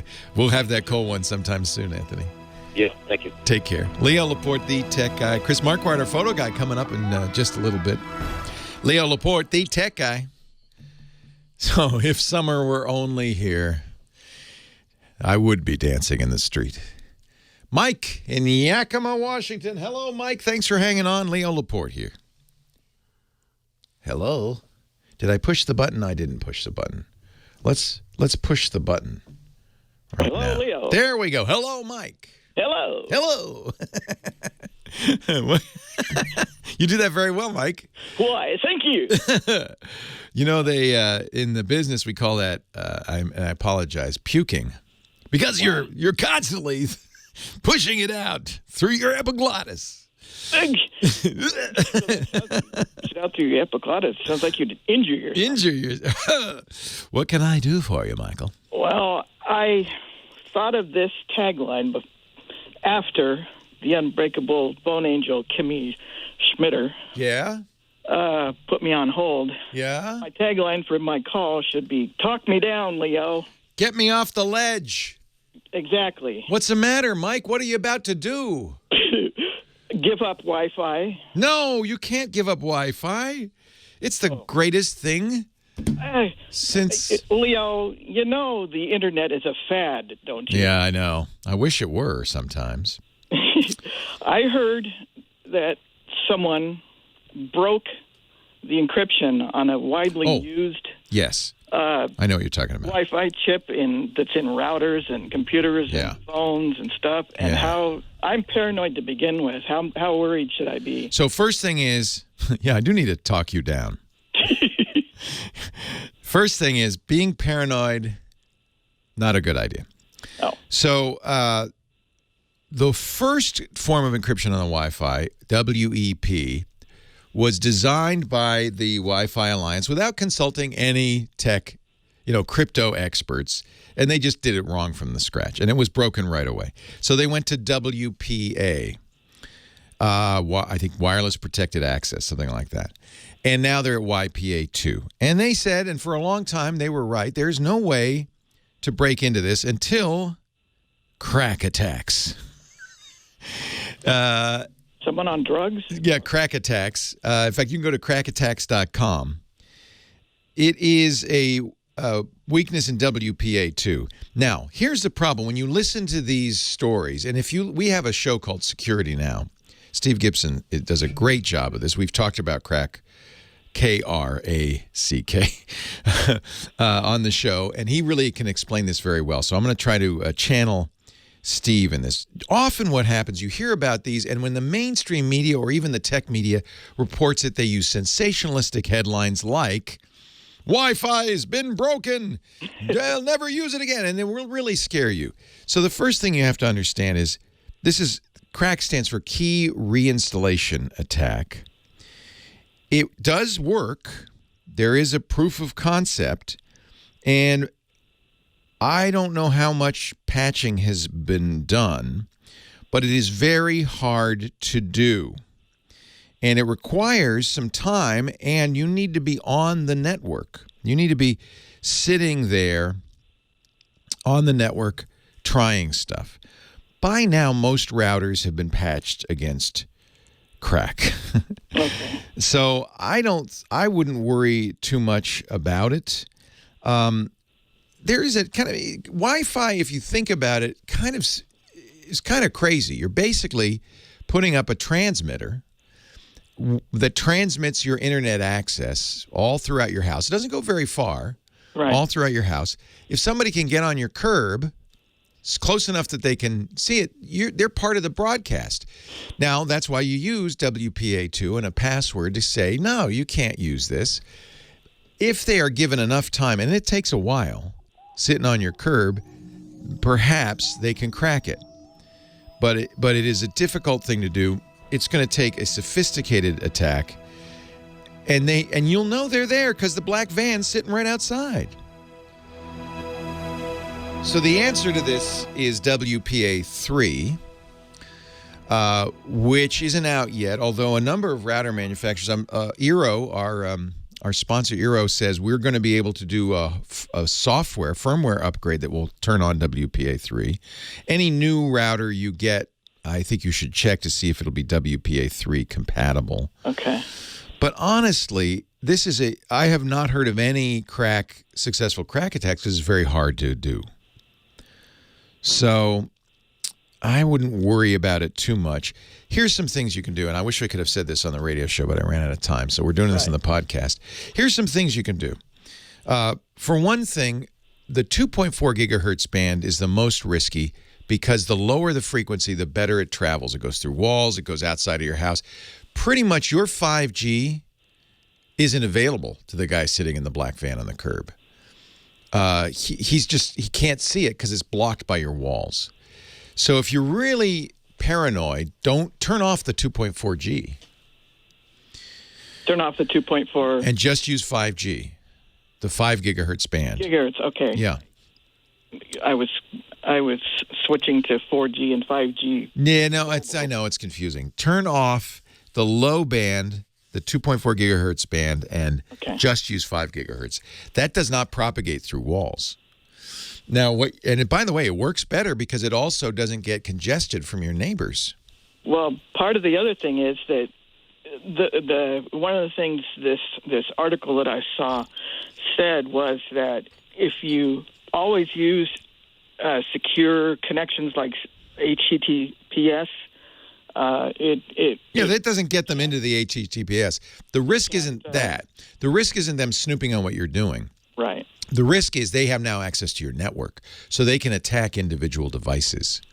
But there are other ways. Frankly, your Internet of Things devices, which I don't have any. Those are more vulnerable because they're on the, you can attack them from anywhere in the world, and then they can be a bridge into your network. Yeah, that's one good reason to be really careful about what IoT devices you use. So when the problem would be local, someone hanging outside my house, not someone cracking my router from across the country. No. Okay. Can I just say how much fun it is to listen between segments? I know. You're the second person to say that. By the way, did you ever get your wah-wah? I got my wah-wah. I got my wah-wah right here. Yeah, I have my wonderful engineers supply me with ice water because they want to keep their job. They don't want Leo to stop talking. Sure, of course. Mm-hmm. I'm a big fan from the Screensavers days. Oh, nice. And nice. That's all. Thank you. Thank you, Mike. My call. Keep listening. It's a great question. This was discovered a few years ago, and it is kind of surprising to me that WPA3 has not come out yet. I mean, it's out, but it's not. Nobody's doing it yet. So I would, if you're really worried, ultimately that's the fix, to use WPA3. Okay. If your firmware, and make sure your firmware is up to date. But yeah, remember, this is somebody who has to be within range of your Wi-Fi. I see. So, and by the way, most of these problems with Wi-Fi require that. Somebody has to be sitting on your curb, and you're going to see them. Well, assuming I'm looking out the window. Right. It's more of a risk like at a coffee shop or somewhere. Okay. Because first of all, most coffee shops are just open. They're not using encryption. But if they are using encryption, you need a password to get into it. That may not be as secure as one might think, because anybody in the coffee shop can attempt a crack attack. And they can sit there for a while to do it. It's a lot of work. He's back. He's back from Siberia. Sounds like the beginning of a joke. It is not. Chris Marquardt, our photo guy, in the middle of winter, went to Lake Baikal, the world's largest freshwater lake, for a photo safari. Hi, Chris. Hi, Leo. How are you today? You know one good thing about that? There probably is no coronavirus up there in the frozen wilds of Siberia. While we were there, the Russians closed the borders to China. No, they canceled all the visas, so there were hardly any Chinese tourists around. So Russia is a pretty safe place at this point. I'm going to pull up some of these beautiful images that you took in the snowbound Siberia. Yeah, which I mean, it looks very cold, but it wasn't actually that bad. We're talking daytime temperatures of around -10 Celsius, which is like 15 Fahrenheit, plus 15 Fahrenheit. Nighttime temperatures could go below 0 Fahrenheit, but it was a really dry cold there, so not that. It's like big heat. Of a It's a really deal. dry heat. It's also a really dry cold. See, I don't like dry, but I guess it wouldn't go through if your it's bones. cold, trust me, if it's cold, you want dry because if it's wet cold, it's not fun. But it's pretty cool. I have to say, I see why you, looking at your pictures, I see why you go. It is very photogenic, all this ice. There is a lot of interesting stuff when it's cold. I mean, I said it here before. Winter is the one season that looks very different from the three other seasons. Yeah, I mean, there's differences between spring and summer and fall, but they're not that big. There might be some more leaves on the trees, but in winter, things freeze, things get cold, things go white. And that makes it interesting because that's when you can go hunt for abstract shapes, for lines, for colors, for textures, for reflections, for geometry, and it's very different from the rest. And that's kind of what pulls me there. Let me ask you. I've never asked you. How many people do you take on these? This one was a relatively small one. We were 6 people. And they're all pros or they're amateurs? No. There are sometimes pros on the tours, but it really varies. And sometimes even people who are not photographers come there just because they know that we as photographers go to the best locations, to the places that are most fun to be around, that are most interesting to look at. So it's people like me who love taking pictures but aren't necessarily, we're avid amateurs. And the thing I always am looking for is something new, something different, And that's exactly what this is about. Yeah. Wow. Do you give them some instruction as you're going to? Of course. Yeah. Of course. In the field, that's what we do. We are there and we look people over the shoulder and discuss how to compose something and what to look for. And it is really that different look of things that you don't get anywhere else, and it's also what you can see in the photos, that we're always trying to be at the right place at the right time in terms of the light, because over the daytime the light changes dramatically, and you want that sunset over the lake at a specific spot because that's where you get the reflections or refractions of the light going over the ice, reflecting off the ice, coming through the ice. The ice there is so clear that in some places it acts like a fiber where it transports the light. So light enters the ice on one side and comes out on the other. So that's so kind cool. of what makes beautiful. This interesting. And do you use a Canon 5D? I know you're a Canon photographer. Do people come with all kinds of cameras, or are they all pro style? And yes, and it has really changed over the last, I would say, probably 10 years. I think since Sony went into the mirrorless camera market when they started with the R series, that really started something new. And up to that point, all the workshops, all the tours were mainly Canon and Nikon. And then after that, now it's Sony, it's Fuji, it's Olympus, it's Micro Four Thirds, it's different kind of sensors, it's different kind of cameras. Yeah. So there's a great variety now, which makes it a bit harder for me to sometimes help out when it comes to finding how manual white balance and some specifics of the cameras work. But the other good thing is now every camera manual is online, so you can find these things quickly. Oh, these shots! I love the little ice cubes floating on sticks. I can talk a bit about some of these things. Those little ice cubes are really interesting because what happens is, so you would probably imagine a frozen lake being just a surface, just a flat plane of ice. Yeah. But that's not what it is. This is a big lake. Again, this is the biggest liquid freshwater source on the planet. And so the skin of ice on top, which is like 3 to 5 foot thick, which is plenty good to drive on, to walk on, that contracts and expands depending on the temperatures. And that means cracks form and new layers of ice form on top, and then wind sometimes gets in between those layers and flips them over. So you end up with pieces of ice, like ice cubes on the lake. And sometimes when such an ice cube sits on the lake, and I'm really talking ice cube size, if that sits on the lake, very clear ice, and just it thaws a little bit underneath, so you end up with a little raised ice cube on a little stalk. It almost looks like an ice flower. It's so cute. That's where you have to throw yourself on your belly on the ice with a good down jacket. That's not a problem. And then just get close and take a photo because it looks so unreal. It's really neat. Yeah, it's so beautiful. Sometimes the ice is really shiny. Sometimes the ice is kind of has a thin dusting of snow on it that makes it more diffuse.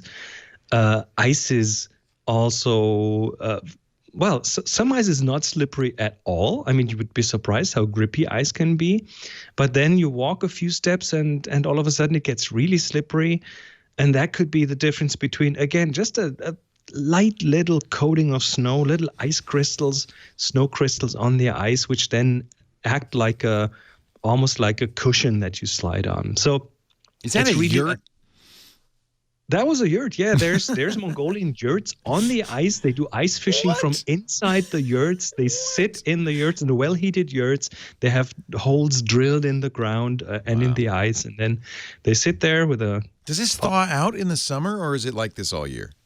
No, Lake Baikal in summer is plus 40 Celsius, which is like in the really hot. Over 90s. It's really hot, and in the winter it's really cold, up to minus 40. So it really is this interesting place. I like it more in winter, also because all the brown bears are asleep in winter. Yeah, that's good. Yeah. Chris's pictures are online in his Flickr portfolio, which is flickr.com/Nubui, Nubui. He made a shortcut, though, TFTTF. That's his podcast, Tips from the Top Floor. TFTTF.com/BaikalPics, BAIKALPICS. So you can go there directly. And man, they're beautiful shots, Chris. I'm so just blown away. Thank you so much.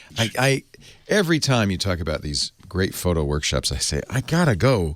DiscoverTheTopFloor.com. Baikal is one of my favorites. Yeah, I might want to go to Bhutan. That's coming up in April. That looks like maybe more my speed. But Kyrgyz Republic, Ethiopia. You're going to do Baikal again, I'm sure. Cappadocia is coming up in the fall. Romania was last year. You just do a lot of these. I think it's so cool. Find out more at DiscoverTheTopFloor.com. And when we come back, I'm going to give you our photo assignment for this month. Maybe we'll do a review in the next week or so, right? That sounds right. Okay. Thank you, Chris. Leo Laporte, the e-tech guy.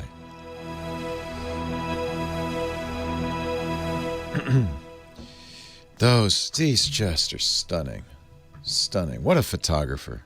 Man. That was an easy one this year around. Was really easy. Oh. Well, it's just a lot on offer. I love the doggy. I love the doggy. That's so cute. Doggy. Oh, the Doge. Let me go back one. That was Flickr fixed its in a husky slideshow. farm. It doesn't use Flash anymore. Thank you, Smug Mug. Thank you. Gorgeous stuff. So we have to plan. If you want me on another pre-recording, I will be here. You're going to be gone to on the Ethiopia 15th, on the 15th to 22nd. on the 15th and the 22nd. So let's do 2 the week before, March 7th.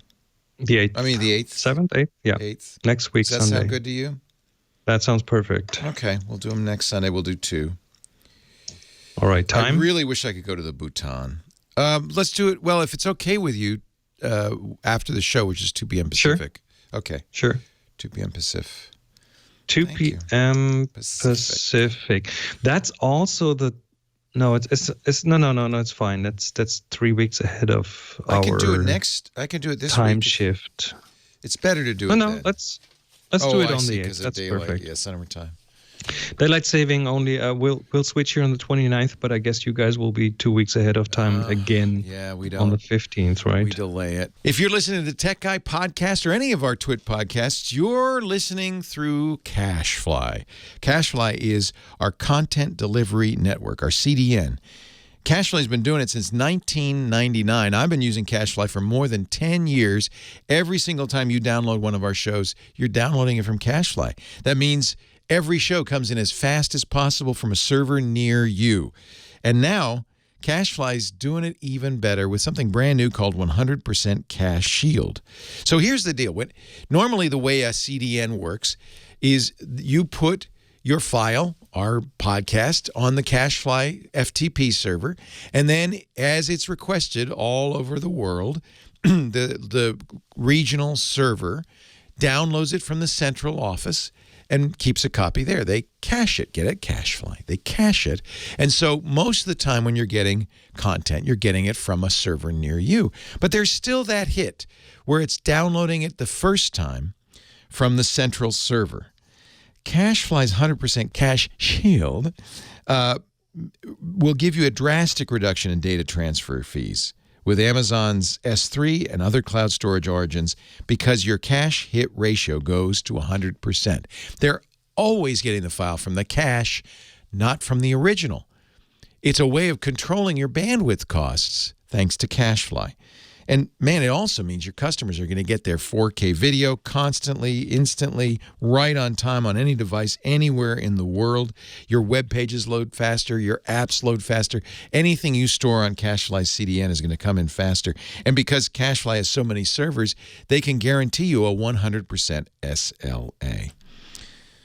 So if you're worried about your cached items being evicted for large one-off requests costing you a fortune in data transfer fees, you got to try this. 100% Cache Shield and CacheFly's guaranteed availability, a very simple way to avoid it. It's next-generation content delivery for today and tomorrow, and of course a dedicated storage space just for you. Keep your data and content closer to your customers without traffic from other companies. You can purchase as much space as you want. Your data will always be fetched from 100% Cache Shield. You upload it once and you're done. Shielding reduces your origin spend by thousands a month, guaranteeing no cache misses. That's what gets you, is the cache miss. The cache miss costs you. No cache misses with Cache Shield. It'll also remarkably improve your download speeds because there's no buffering. You're always getting it from a server right next to you. Guaranteed availability, the highest quality of service. It lets you easily and reliably scale your video streaming to reach global audiences of any size. That's why we use it. It's great for gaming too, by the way. Podcasts, all digital downloads. CacheFly's global throughput performance dominance ensures that any cache misses are delivered 5 times faster than your origin. That's 100% Cache Shield. Right now, you can check it out Find out how much you'll save by getting a complimentary analysis of your current CDN bill and your usage trends. They're nice people, no pressure. They'll just give you the facts at twit.cachefly.com. Take advantage of this. It's what we've used for years, and now it's even better. twit.cachefly.com. Thank you, CacheFly, for keeping the podcast flowing. twit.cachefly.com. Leo Laporte, the tech guy, 8888. Ask Leo the phone number. So every month, Chris Marquardt, our photo guy, gives us an assignment. It's not a competition. It's just a kind of a way to get you out there and taking pictures, and it could be with anything. It doesn't have to be with a fancy camera. It could be with your smartphone. And in fact, in this case, I think you might end up wanting to use a smartphone because the subject this month is kitten. We're going through the alphabet. We're up to the letter K, kitten. So take a picture, and we're not going to say what that means. It could be, kitten heels. I don't know. It doesn't have to be a kitty cat. In fact, he said it could be not a baby, but an older kitten, cat. So interpret it as you will. Take a picture illustrating the concept of kitten with anything you've got. Make it a good one because you can submit up to one a week. And since you only have one more week, we're going to do the assignment review next week. Now's the time. Tag it, upload it to Flickr, which is the photo sharing site we love to talk about and use. It's free, flickr.com. When you're there, join the Tech Guy group. That's a big group. You'll know you're in the right place. There are probably other groups with similar names, but you'll know you're in the right place if you see a group with 13,000 people and 6,000 photos. It's a very active group on Flickr. Our moderator, Renee Silverman, will welcome you to the group. You can submit a kitten picture. We've already got quite a few. And some of them are bigger kittens than others, to our photo pool. Tag it with the word, if you will, TG Kitten. All one word. TG for Tech Guy, Kitten for the subject. TG Kitten. And then you can upload it to our Flickr group. And Chris is going to pick 3 kitty pictures for next week to review. That's your only reward. We mention your name on the show. And, the glory that goes along with it. Kitten. We're going to see some fun pictures. I already see some really great kitty cat pictures. Really cute kittens. It's hard to make a bad picture of a kitty. 8888, ask Leo. That's the phone number. On we go with the show to line 2. Annette is in Tustin, California. Hello, Annette. Thanks for hanging on. No problem. Thanks for taking my call. All right. What can I do for you? So my question is about upgrading from Windows 7 to Windows 10, which I know I need to do. Yes. I have a PC that I bought in 2014, which came with McAfee virus protection, and I want to get rid of that. Yes, you do. Windows Defender. Yeah, Windows 10 has its own antivirus built in, so you don't need a third party. But I was kind of wondering what the best order to do things was. Well, the first thing to do is get rid of McAfee. Okay. And there's a number of reasons. 1, I don't like it. 2, I don't like any antivirus. 3, it could conceivably get in the way of this upgrade. So we just should uninstall it right now. The thing is, the uninstall in the Programs and Features control panel is probably not going to completely uninstall it. McAfee, like Norton, like many other antiviruses, has on their website a real deletion tool. And you want to use that because you want all the fiddly bits gone. Sometimes people remove an antivirus and find they're still blocked from doing things because the antivirus made lots of changes to their system. So you can Google it, uninstall McAfee, and get it from McAfee.com. And that will be a good start. Okay, I saw that, and I just didn't know if I should download the Windows install image first. No. So now you've done that. They call it, by the way, the MCPR tool, the McAfee something removal. I don't know what the P stands for. Do that first. Now you can Google or Microsoft offers something called the Windows Media Creation tool. And if you Google that and you find the Microsoft site, and by the way, only get it from Microsoft, you'll see it's Download Windows 10 Disk Image is the name of that page.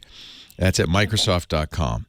You can download, and it says Select Edition. You're going to be downloading the November 2019 update. a version, which is what we call 1909. That's the latest version. Actually, 2003 should be out soon, but get 1909. You can download that, and there are a number of ways to install with it. You can, in some cases, just double-click it and install. I like to put it on a USB key. If you have an 8-gig USB key lying around, they have instructions there on how to create. That's what it means, media creation tool. That's how to create the install media. And that's going to be your installer. At that point, you can either double-click it or you run it from reboot the machine and boot to the USB key. That means you have to go into the settings of the machine and say, boot the USB key. Don't boot the disk. This is the best way to install because Windows is not running from your hard drive at all. It's just a program running from the key. That's the installer. Run through the installer. At some point, it'll say, I see you have Windows 7, or you want to upgrade it? And you say yes. The nice thing at this point is Microsoft, which did in the first year of Windows 10 offer this upgrade for free, apparently never turned off that feature. They said they did. They don't tell anybody about this. But I think they've decided, well, better to have people running a secure OS than worrying about the amount of money we're not making. Because it's $139 upgrade. It's a fairly expensive upgrade. But you're going to get it for free. As far as I can tell, nobody's ever said this doesn't work. And everybody says it does if you just install Windows 10 on top of Windows 7. If your Windows 7 is authorized, and if you've been using it for years, obviously it is, then what will happen is Windows 10 will get authorized. And you can tell by looking in the system control panel and seeing it says, going to say, yes, this is an official copy of Windows 10. It's authorized for this user. Once you've done that, now that machine has what Microsoft calls an entitlement.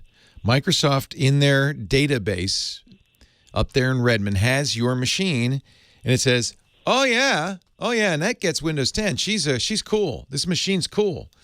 Which means you can erase that drive if you should choose. I would recommend this because you've had Windows 7 for a long time. Did you upgrade Windows 7 to Windows 7 from Windows Vista, or did you buy the machine? I bought the machine with Windows 7. Okay. Yeah. So it's pretty clean. But I always like when you're doing a big upgrade like this, having a clean machine. But that's a pain because it means you need to back up your data, gather all the programs you've installed, serial numbers if you need them, all of that stuff. Then you can wipe the drive and reinstall them. Because you've been authorized as a Windows 10 user at that point, they're never going to ask you for a serial number. Ignore any requests for serial numbers. You don't need them. Okay. Now you got Windows 10. It means you have Defender. You actually have a clean install of Windows 10. If you're doing it that way, none of the weird stuff that came with the computer is going to be there. Sometimes people want that. If you got a Dell or a Lenovo, they have programs for doing updates from Dell or from Lenovo. You might want, or HP, you might want that. But you could try just running it on top of it and see if it works well. If it doesn't, then it's time to do a clean install. Okay, because I did back up all my data, and good before I wanted to do this install. Always do that. I just wasn't quite sure where to get the uninstalling McAfee and the scope of things, because I found Windows Defender on my Windows 7 PC. Yeah, they used to call it Security Essentials. You can install it with Windows 7, but when you go to Windows 10, it just comes with it. Okay. So you could Google uninstall McAfee, and the very first thing you'll find is download the MCPR tool. That's the McAfee removal tool. And that just makes it clean. And that is something to get rid of before you try to install Windows 10. If you want to download it first, that's fine. But the idea is you don't want any software on there that's going to cause speed bumps. And McAfee's one that could. Okay. Very good. I will get that tool and uninstall and then do my... Now's the time to do that, yeah, because Windows 7 has problems and it's not going to be patched, and I just really think it's worth getting Windows 10 at this point. Well, now that I'm retired, I have time to do this, so that's why I'm doing it now. Isn't that sad? If I had a job, I wouldn't have time to do this. It is a little too much, yeah. I think this is definitely worth doing, and you can totally do this. And then I'll give you a gold star for your forehead that you're a geek now. Officially, you're a geek, Annette. Thank you very much. Thanks. Yeah, it's a good thing. Thanks, Annette. Someday I'll start saying, but don't install Windows, install Linux. That's a story for another day. Did I use a PoE filter when I did Mocha? No. if you have power over Ethernet devices, you might want to. Do you have power over Ethernet devices? Oh, look at these kitties. Look at these kitties. Oh, my goodness. Wait a minute. Let me go back and do the slideshow, the kitty slideshow. That's not a kitty. That's a turtle. Oh, that's a cute kitty. Beware the dog, and the cat isn't trustworthy either. I love it. Oh, people are having fun with this. That's a piggy. Oh, thank you, everybody. I love your submissions. Really fun. Point of entry. Oh, that's a good idea. Not power over Ethernet. Yes, you definitely want that because the risk is you're putting your internet on your cable and, truthfully, if you're in a single-family home, I don't think you have to worry because you've got filters, at the box. But I guess here's the risk. You would need that if you were in an apartment where you have shared cable, then you definitely want it. So, condo, if other people are on the same cable, it just depends kind of, if your cable company put a filter on it or not. They probably did, but yeah, I would do whatever. Look it up and see what they recommend. That sounds like that's probably a good idea. I did not because we're in a single-family home. It's lunchtime. Time for some cheese. Cheese. Cheese.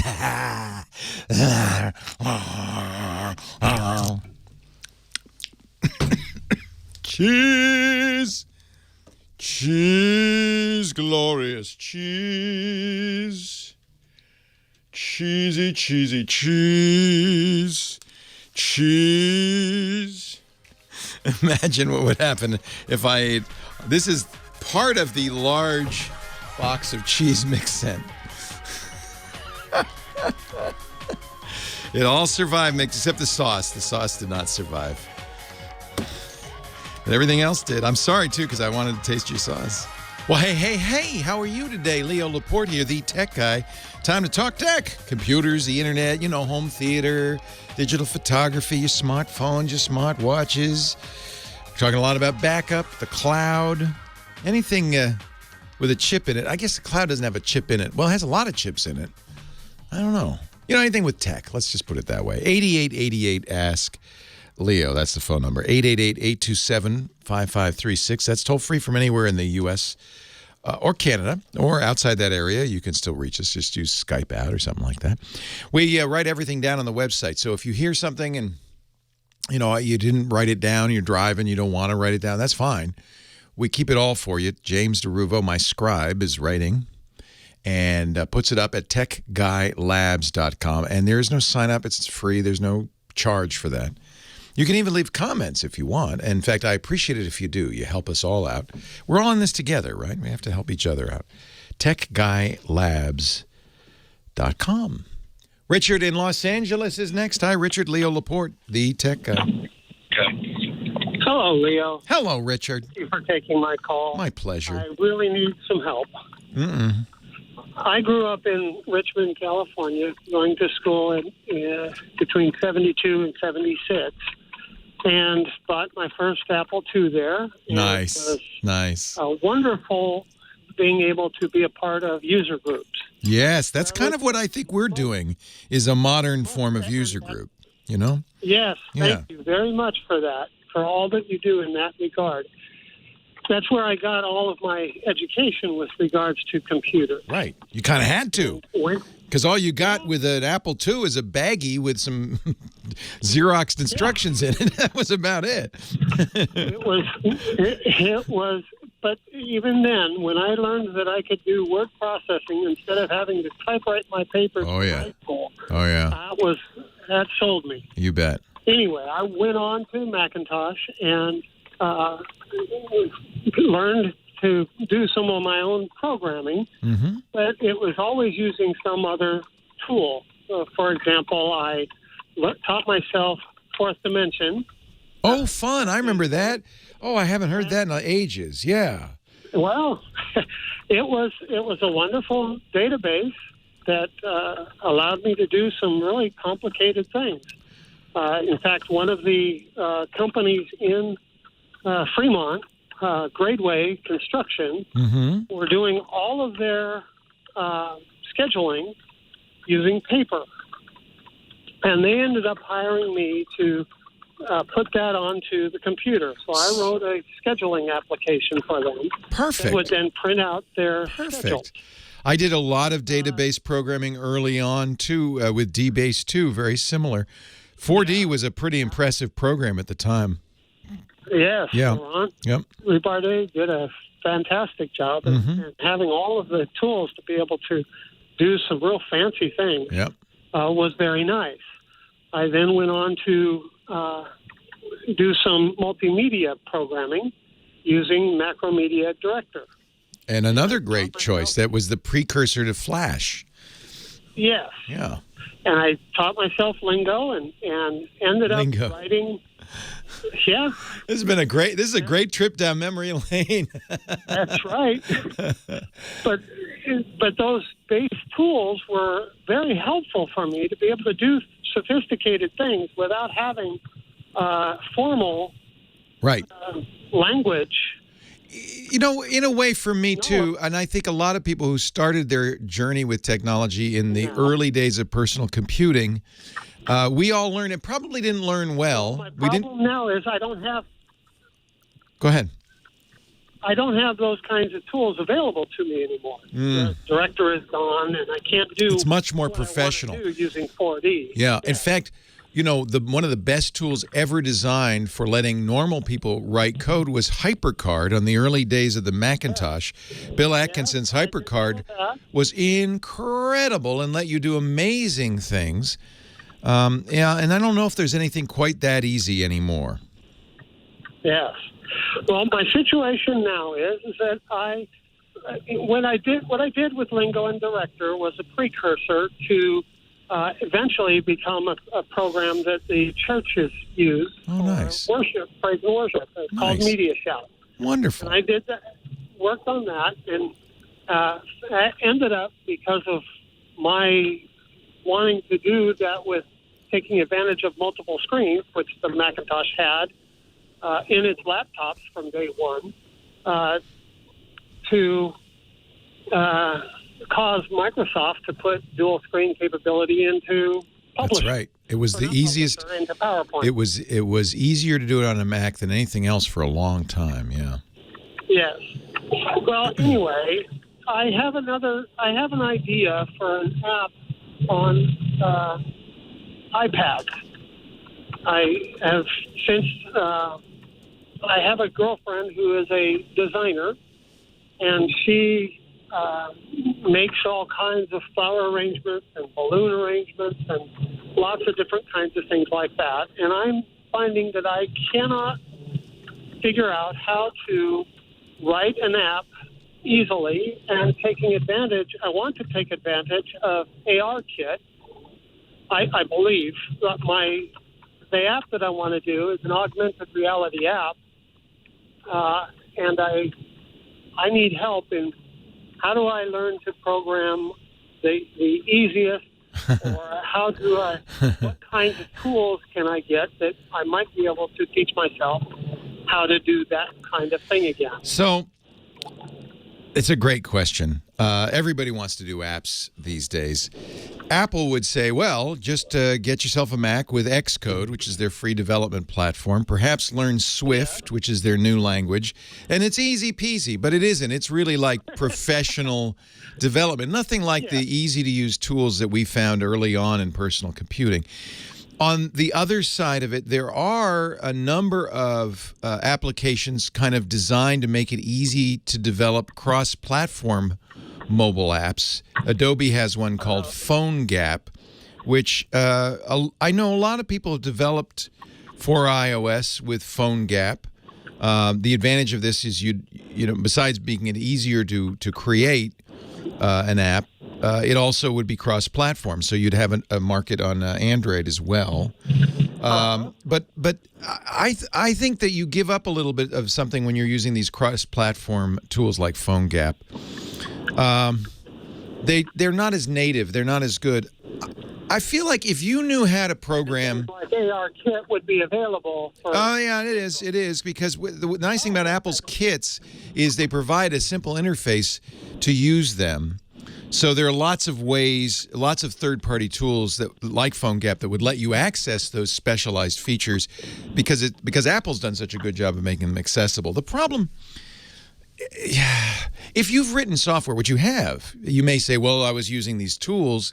But if you were using Lingo, that's a real programming language. Fourth Dimension was, a programming tool as much as a database program. So the concepts of programming are in your head. I wouldn't get too scared off by Xcode. One way to kind of start off, at least to get a sense of it, there is something called the Swift Playground, and it's really intended for kids in schools.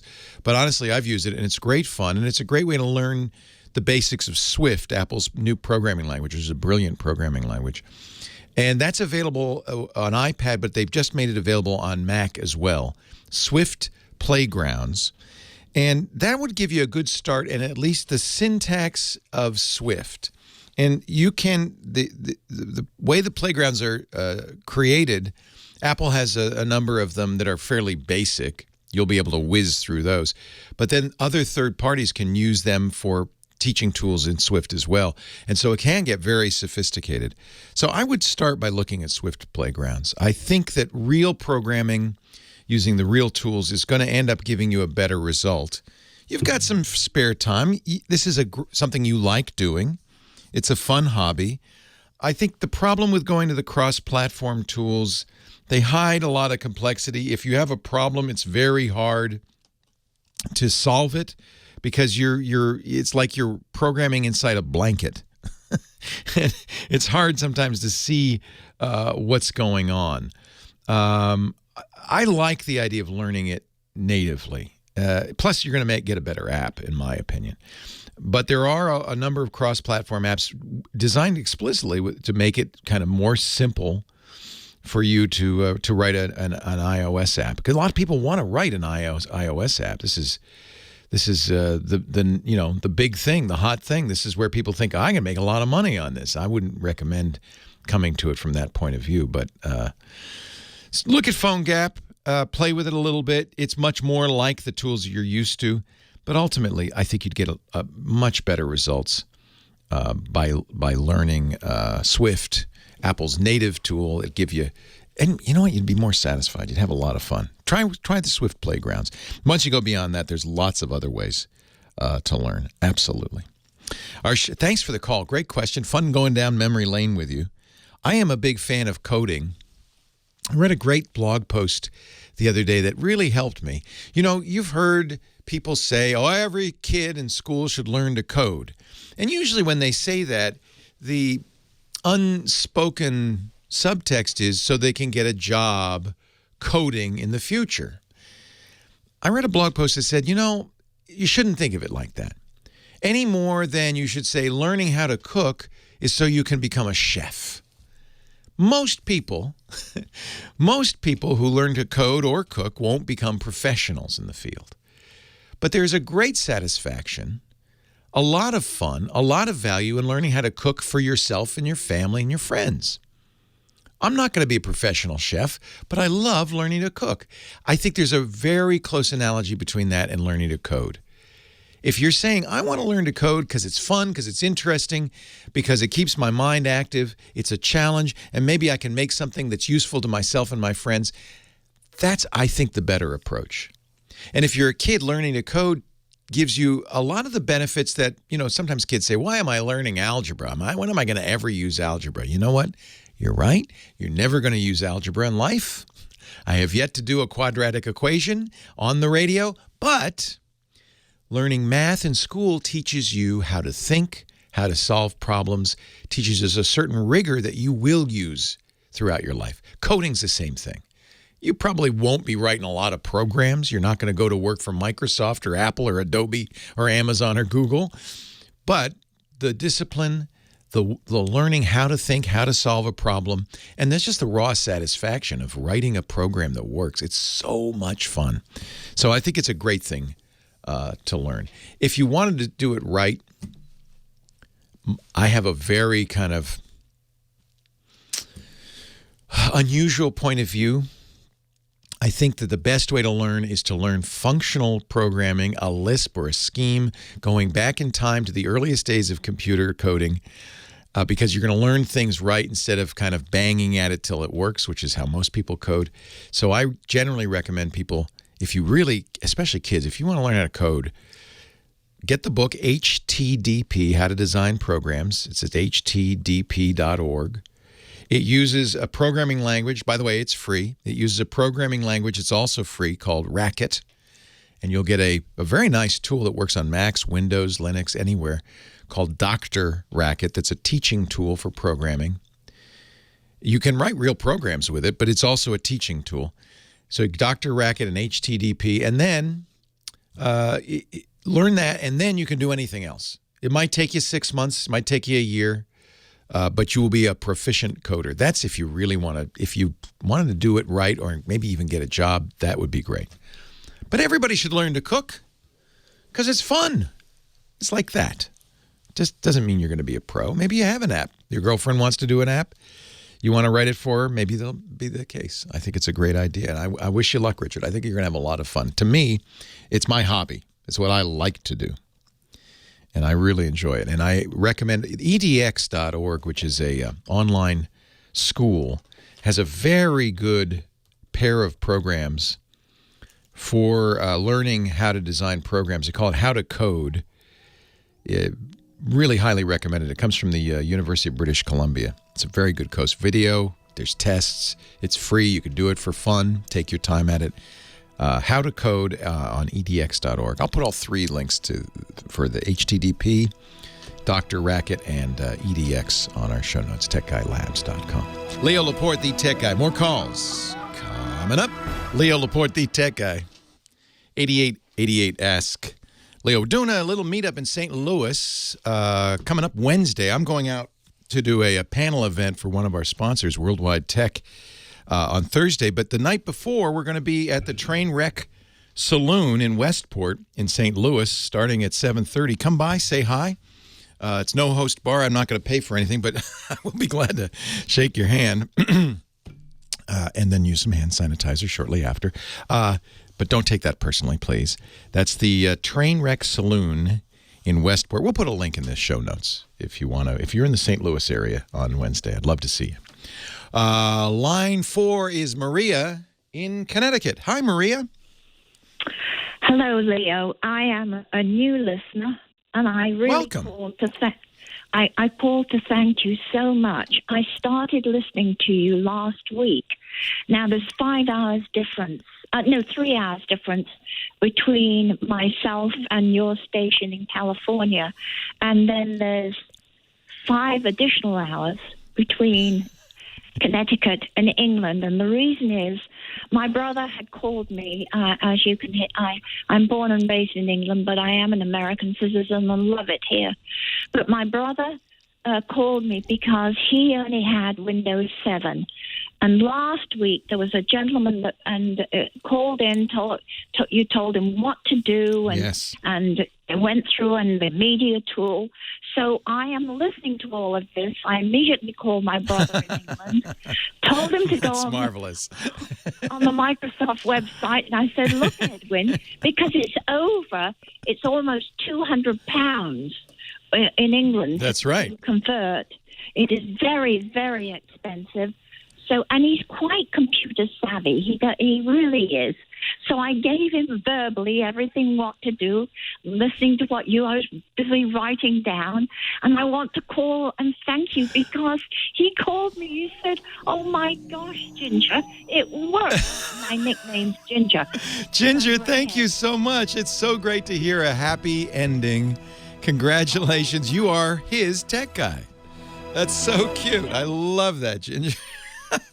He put it right on a DVD and sent it to his son, who's marvelous. Also needed it. Marvelous. I can't. If you were here, I'd give you such a hug. Oh, I wish you were here. Well, thank you so much. My pleasure, Maria. And let me tell you that we have a podcast too, so he can listen to the show even. That's what he's doing. Good. He's already called me this morning. He's doing on Skype. Yeah. he'd get it on Skype, and he said, "Oh, I am listening to a show every week." Thank you for spreading the word to England. Yes. Yeah, that's awesome. And it's going to get all around England. That's wonderful. Oh, he's a big gossip, is he? Well, no, through his own children, and then and then some. That's wonderful. Friends, etc. That's wonderful. But I can't thank you enough. So where in the UK are you from? You have a beautiful accent. Well, thank you very much. I was born and raised in. Would you believe I lived 6 miles from Sherwood Forest? Oh, I've been there. Born. Yes. And I've visited the Great Oak in Sherwood Forest. And Robin Hood is real. Yes. So they're buried there. Yes. And I was educated. Actually, I went. You were talking about cooking. Do you know I majored in culinary art? I loved it. Oh. Do you make figgy pudding at Christmas? Oh, I do. I love Christmas pudding. Oh, with hard sauce. Oh, yes, I make that very well. And English sausage rolls. Oh, I love sausage rolls. Yes. Oh. Well, I am pleased to meet you. I went to school in Connecticut, so I'm a New Englander originally. So I know the state fairly well. Yes, I heard you say that your mother lives in Rhode Island. She's in Cranston, Rhode Island, yeah. I love Rhode Island. I know Cranston very well. Yeah. Oh, Rhode Island, great place, Leo. It really is. So, may I call you Ginger? Yes, you may call me Ginger. Thank you for a lovely call, Ginger. What a pleasure to meet you. What's your brother's name? Edwin. Edwin, that's right. Well, Edwin George Hamilton. Well, if Edwin listens to the podcast, he's going to hear his sister and my hello to Edward George Hamilton. And thank you for listening. I appreciate it. Oh, thank you so much. Can't thank you enough. Oh, you're welcome. Thanks, Maria. Thank you. All right. Bye-bye. Take care. Bye-bye.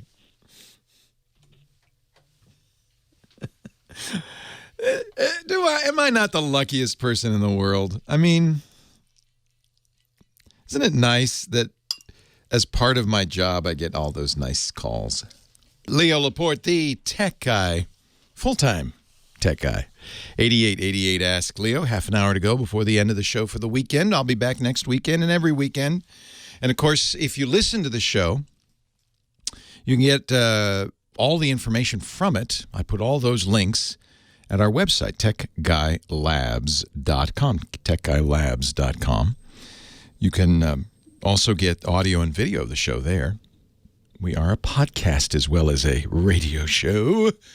Let's go to line 3 and Charles. Hello, Charles. Leo Laporte, the tech guy. Good afternoon, Leo. Hey, thank you for taking my call. Thank you for calling.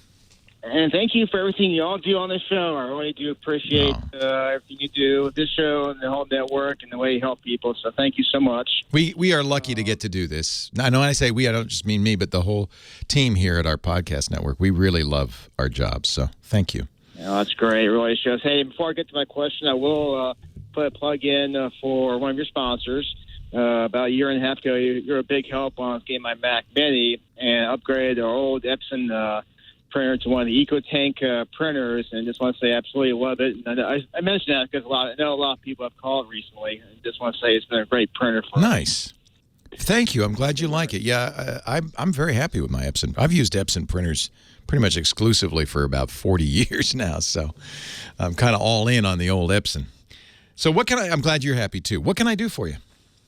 So a quick question, and kind of tied in a good lead into my question was, we got the Mac Mini, and kind of like what you guys talked about on Mac Mini or MacBreak Weekly, I held off a little bit on upgrading to Catalina, and I upgraded with version 15.1. Mm-hmm. And started getting this occasional issue when I go to shut down. It's giving me this pop-up that says the Finder can't quit because an operation is still in progress on an iOS device. On an iOS device? Yeah. That's interesting. Well, it took me a few minutes to figure out what's going on, but as you've already covered with Catalina, they got rid of iTunes and list your iOS. Yeah, the syncing, everything that you used to do in iTunes with your iPhone or your iPad is now a Finder function. And so there's a menu item up at the top of the screen, and when you open it up, When you open up the Finder, you'll see an icon. If you've connected a phone or an iPad to your Macintosh, you'll see an icon for that device, and you can synchronize through that and all that. Yeah, that's an interesting problem then. So what was going on? Was it still synchronizing? Yeah, it's a lot of times it's my wife's iPhone, but it's happened to all of our iOS devices. It's like the sync process is hung. Oh, that's so annoying. Yeah, so there's been two ways of working around it. Either plug in the phone and reboot the phone a couple of times, or just shut down the computer, and it'll start back up. But it's only when that particular, if it's a hung sync process. So I went online to all the Apple discussion forums, and it seems like this has been a fairly common problem going on for a number of years, but it didn't bite me until 15.1. So I'm just trying to see if maybe there is some weird setting somewhere that maybe I'm missing that I should check. I didn't know if you run into this particular error or not. Well, I haven't, but I rarely shut down my Mac. When I do shut it down, I've never seen this. I'm going to guess it's because you're using Wi-Fi to connect to your Macintosh on the iPhone and the iPad. And so you could, of course, without connecting it or shutting it down, just disable that feature, the Wi-Fi sync. Usually it's if you plug in one of the iPhones. Like if you've got it physically plugged. Oh, so you have it physically connected by a cable. Yeah. Well, it's after she plugs in and she'll disconnect it, and it's almost like it's the sync has not quit. Yeah, it's supposed to quit when you disconnect, and that sounds like a flaw. You can, on the iPad or the iPhone, go into the music settings, and you'll see sync library. I think maybe if you might try turning that off. Obviously, you want to keep it on, but maybe just turn it on when you're going to connect. It does sound like something Apple will probably fix. It may not even be so widespread that they see it as a bug. It may be just, and this happens sometimes, things that run in the background have bugs or develop bugs, maybe not from the factory, but just over time something's gone wrong and they don't close out properly. When you do a shutdown, the Finder goes out and says, Finder is the kind of the user interface to the operating system, goes out and says to all the devices, all the background processes, hey, we're shutting down. Shut down and let me know. And then it waits. And we've seen this. You've seen it, I'm sure, where the Finder is spinning and waiting, and maybe there's a dialogue somewhere that says, hey, you want to quit? And you go, oh, don't ask me. I told you to. But it won't shut down because it wants an orderly shutdown for everything running in the background. If some process, in this case the sync process, doesn't shut down or doesn't do it in an orderly fashion, the Finder is going to be hung. And that's why you get that error message. I would, feels like this is fixable. Apple apparently in the beta for Catalina that's about to come out, it's in the developer beta right now, does have an indicator on the menu bar showing where you are in the sync. So at least there's, that something's going on.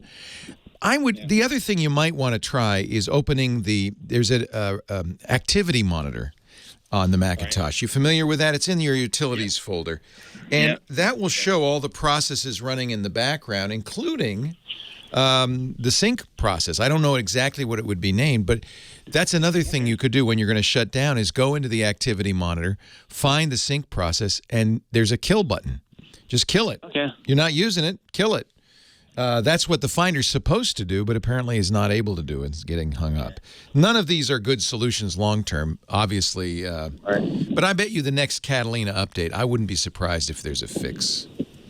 So you upgraded on top of older versions of macOS? Right. It was a previous generation. Wasn't that Mountain Lion. It was before Catalina. Sometimes that can cause problems as well because, you might have some old stub operating in the background, and that might be part of what's causing the problem. So, a clean install might fix this if you really wanted to go to a lot of trouble. I mean, if it's really annoying you, I would just take a look at the activity monitor, look at the CPU tab, and if you see something that looks kind of like a sync or iTunes or music. It'll probably be named somewhat obviously. You just can click it and kill it, and that's probably just click that X in the upper right hand corner, and that'll kill it. And that's probably the best workaround for the time being. Do you shut it down all the time? Usually at nighttime, just to help save, the energy. Yeah, that's smart. I never shut mine down. It's always running in the background. So that's probably why I haven't run into this. But yeah, if you want to shut it down all the time, it's kind of a pain to have to open Activity Monitor each time. There might be some easier way to, you could kill it from the command line. There might be some easy script you could use. I wouldn't be surprised if this is a common problem, somebody's written a script that would go out and kill that process in the background. Once you know the name of the process, you could probably find something to kill it. That's a weird problem, but these things happen, don't they? 8888 Ask Leo. Maybe you know. If you do, call me. Or if you're having this problem and you fixed it, you can also go to our website, techguylabs.com, and leave a comment there. And help a buddy out, help a friend out, help Charles out. 8888 Ask Leo, the phone number. Chat room's also available, irc.twit.tv. We always have people in there helping out. Let's take a little tiny, teeny time out, and we will wrap things up. We will let Lady Laura go back to her music cave, and Kim Schaffer go back to her where I don't know where she goes during the week. We'll let you go back to your duties. Last segment, Leo Laporte, the tech guy, right after this. Thank you so much, Lady Laura, our musical director, spinning the discs. Thank you, Kim Schaffer, for answering the phones. Most of all, thanks to you for helping me out by calling in so I don't have to talk for 3 hours. I'm Leo Laporte, the tech guy, your tech guy. I'm glad we could get together this week and every week. Now, let me see here. Going to line 2, Joe in Garden Grove, California. Thanks for hanging on, Joe. Leo Laporte. Hey, thanks for taking my call, Leo. Of course. Appreciate it. Yeah.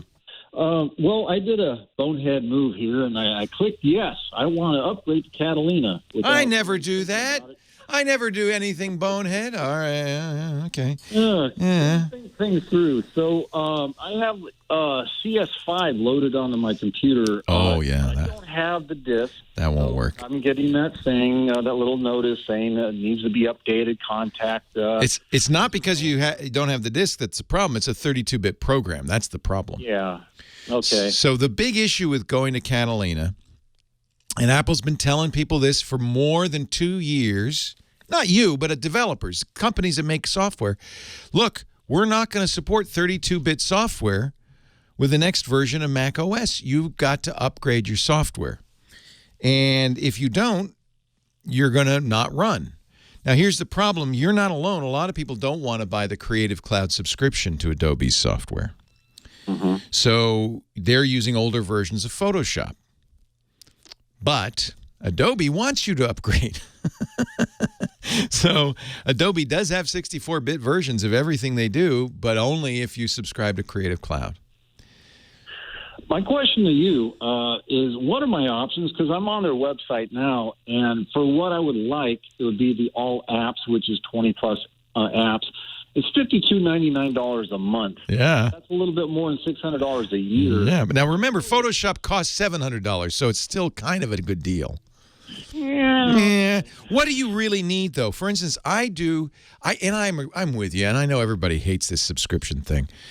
On the one hand, it's a pain for users, but on the other hand, you understand a software company wants to keep updating their software. What they used to do is charge you for every upgrade. That's why you're way back on CS5. You didn't buy those upgrades every year.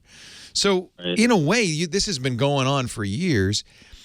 I use Lightroom primarily for my photography, and I use Photoshop. They have a Lightroom Photoshop bundle. They call it the photography bundle. That's $10 a month.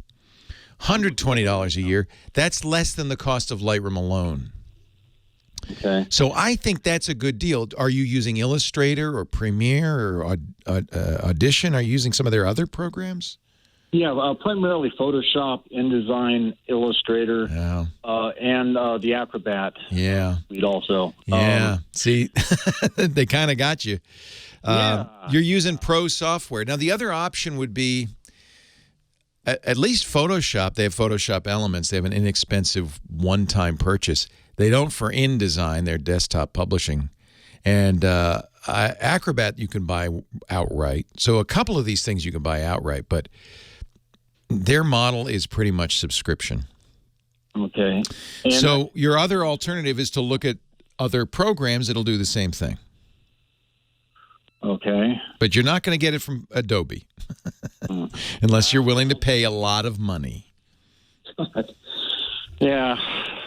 Now, there are people, I think Scooter X in our chat room might be doing this, who run their older Photoshop versions. There's 32-bit under emulation. So you could get an emulator like VMware Fusion, Parallels. I don't know if Oracle's OneBox works, but I think it might not be updated either. But you could run a virtualization of, an older, of Yosemite with Photoshop in it, and that would actually run pretty well. These days, VMs are fairly lightweight and work fairly well. But, I think, honestly, you might want to look at Affinity. They have, the Affinity folks make a very good photo program, Affinity Photo. They have a designer and a publisher that could probably take over for InDesign. If you're making PDFs, there are other PDF programs. I use Smile Software's PDF Pen Pro to make my PDFs. I like it better than Acrobat, to be honest. But there may be features only Acrobat can support that PDF Pen does not. So I'm not familiar with everything it does. But so in other words, start looking for alternatives. There's a great site everybody should know about called Alternative 2. It's at alternative2.net. And what it is crowdsourced software recommendations. You enter in the program you're trying to replace, like InDesign, and it'll give you a list of other programs, similar programs with reviews. Affinity Publisher is one of them, but they also have Canva and Scribus. And these are crowdsourced, so there are people using it who would say, well, I didn't want to pay for InDesign either, so I'm using Serif's Page Plus or whatever. That's another way to go with that, is to go to alternative2.net and see if you can find something that'll do the things you need to do for less. I completely sympathize. We buy a full package of the Adobe Creative Suite for our editors because we use Premiere. It's very expensive. We have, I think, 5 or 6 seats. But that's Adobe's position as well. People use this for their work, for professional reasons. So, they should pay a lot of money for it. I'm sorry. You kind of got bit, and then you would have to upgrade to Catalina eventually anyway. You don't want to be using old versions of the operating system. That's what I was thinking. Yeah. And the compatibility issue later down the road, like I was thinking about downgrading back to Yosemite and using my 32-bit programs. You could. You could. But it could cause conflict with people using newer versions. Right. And I don't want that. Time moves, and digital time moves faster than normal time. I'm going to put a link from the chat room in our show notes at techguylabs.com. An article at Tidbits, which is a great Mac newsletter by Glenn Fleischman, Moving to Catalina, Keep Your 32-Bit Mac Apps Running with Parallels, which is one of the virtual machine programs that I mentioned. He can describe what he does to keep things like CS5 running. Great. Okay. All right. TechGuyLabs.com. I'm sorry. Welcome to the future. It comes faster than you think in technology. See if we get another call in before the end of the day. Dirk, traveling across Colorado. Hello, Dirk. Oh, thank you, Leo. Thank you, Dirk. What can I do for you? I'm at my wit's end here. Uh-oh. Is that in Colorado, or have you gone on to Nevada? No, I'm going the other way, across Nebraska to New York. He's in Wits End, Nebraska. What can I do to help? I transferred over from a Galaxy 7 to an A50. And since I transferred over to this A50, I'm having a terrible problem with my email app. What do you use for email? Do you use Samsung's email, or do you use something else? Well, whatever the email app is, it's standard on the phone. Yeah, that's Samsung's. Okay. Now, Previously, before, when I've transferred from Galaxy to Galaxy, I've never had a problem. But this one here, for some reason or another, instead of going to AOL, which is my standard account, it goes to AIM. And I'm having a terrible problem trying to get rid of this AIM and keeping my AOL. Yeah, I think I don't know exactly. I remember hearing that America Online was going to change how their email worked. That might be what's biting you. What you'll have to do is go into the settings for that mail app and make sure those settings are correct for AOL mail. You can Google AOL mail server settings. If you do that, you'll get the exact settings, and you want to make sure those settings are correct. My guess is that roughly the same time you went from the S7 to the A50, America Online changed how it does its email. They don't want to serve email anymore. They don't want to do it anymore. And, of course, you want to make those changes. So I would Google those settings. I don't know them off the top of my head. I'm sorry. Good luck in your drive. I'm Leo Laporte, the Tech Guy. Have a great Geek Week, everybody. See you next time. Well, that's it for the Tech Guy Show for today. Thank you so much for being here. And don't forget, TWIT, T-W-I-T. It stands for This Week in Tech, and you'll find it at twit.tv, including the podcasts for this show. We talk about Windows on Windows Weekly, Macintosh on MacBreak Weekly, iPads, iPhones, Apple Watches on iOS Today, security on Security Now. I mean, I can go on and on and on. And, of course, the big show every Sunday afternoon, This Week in Tech. You'll find it all at twit.tv. And I'll be back next week with another great Tech Guy show. Thanks for joining me. We'll see you next time.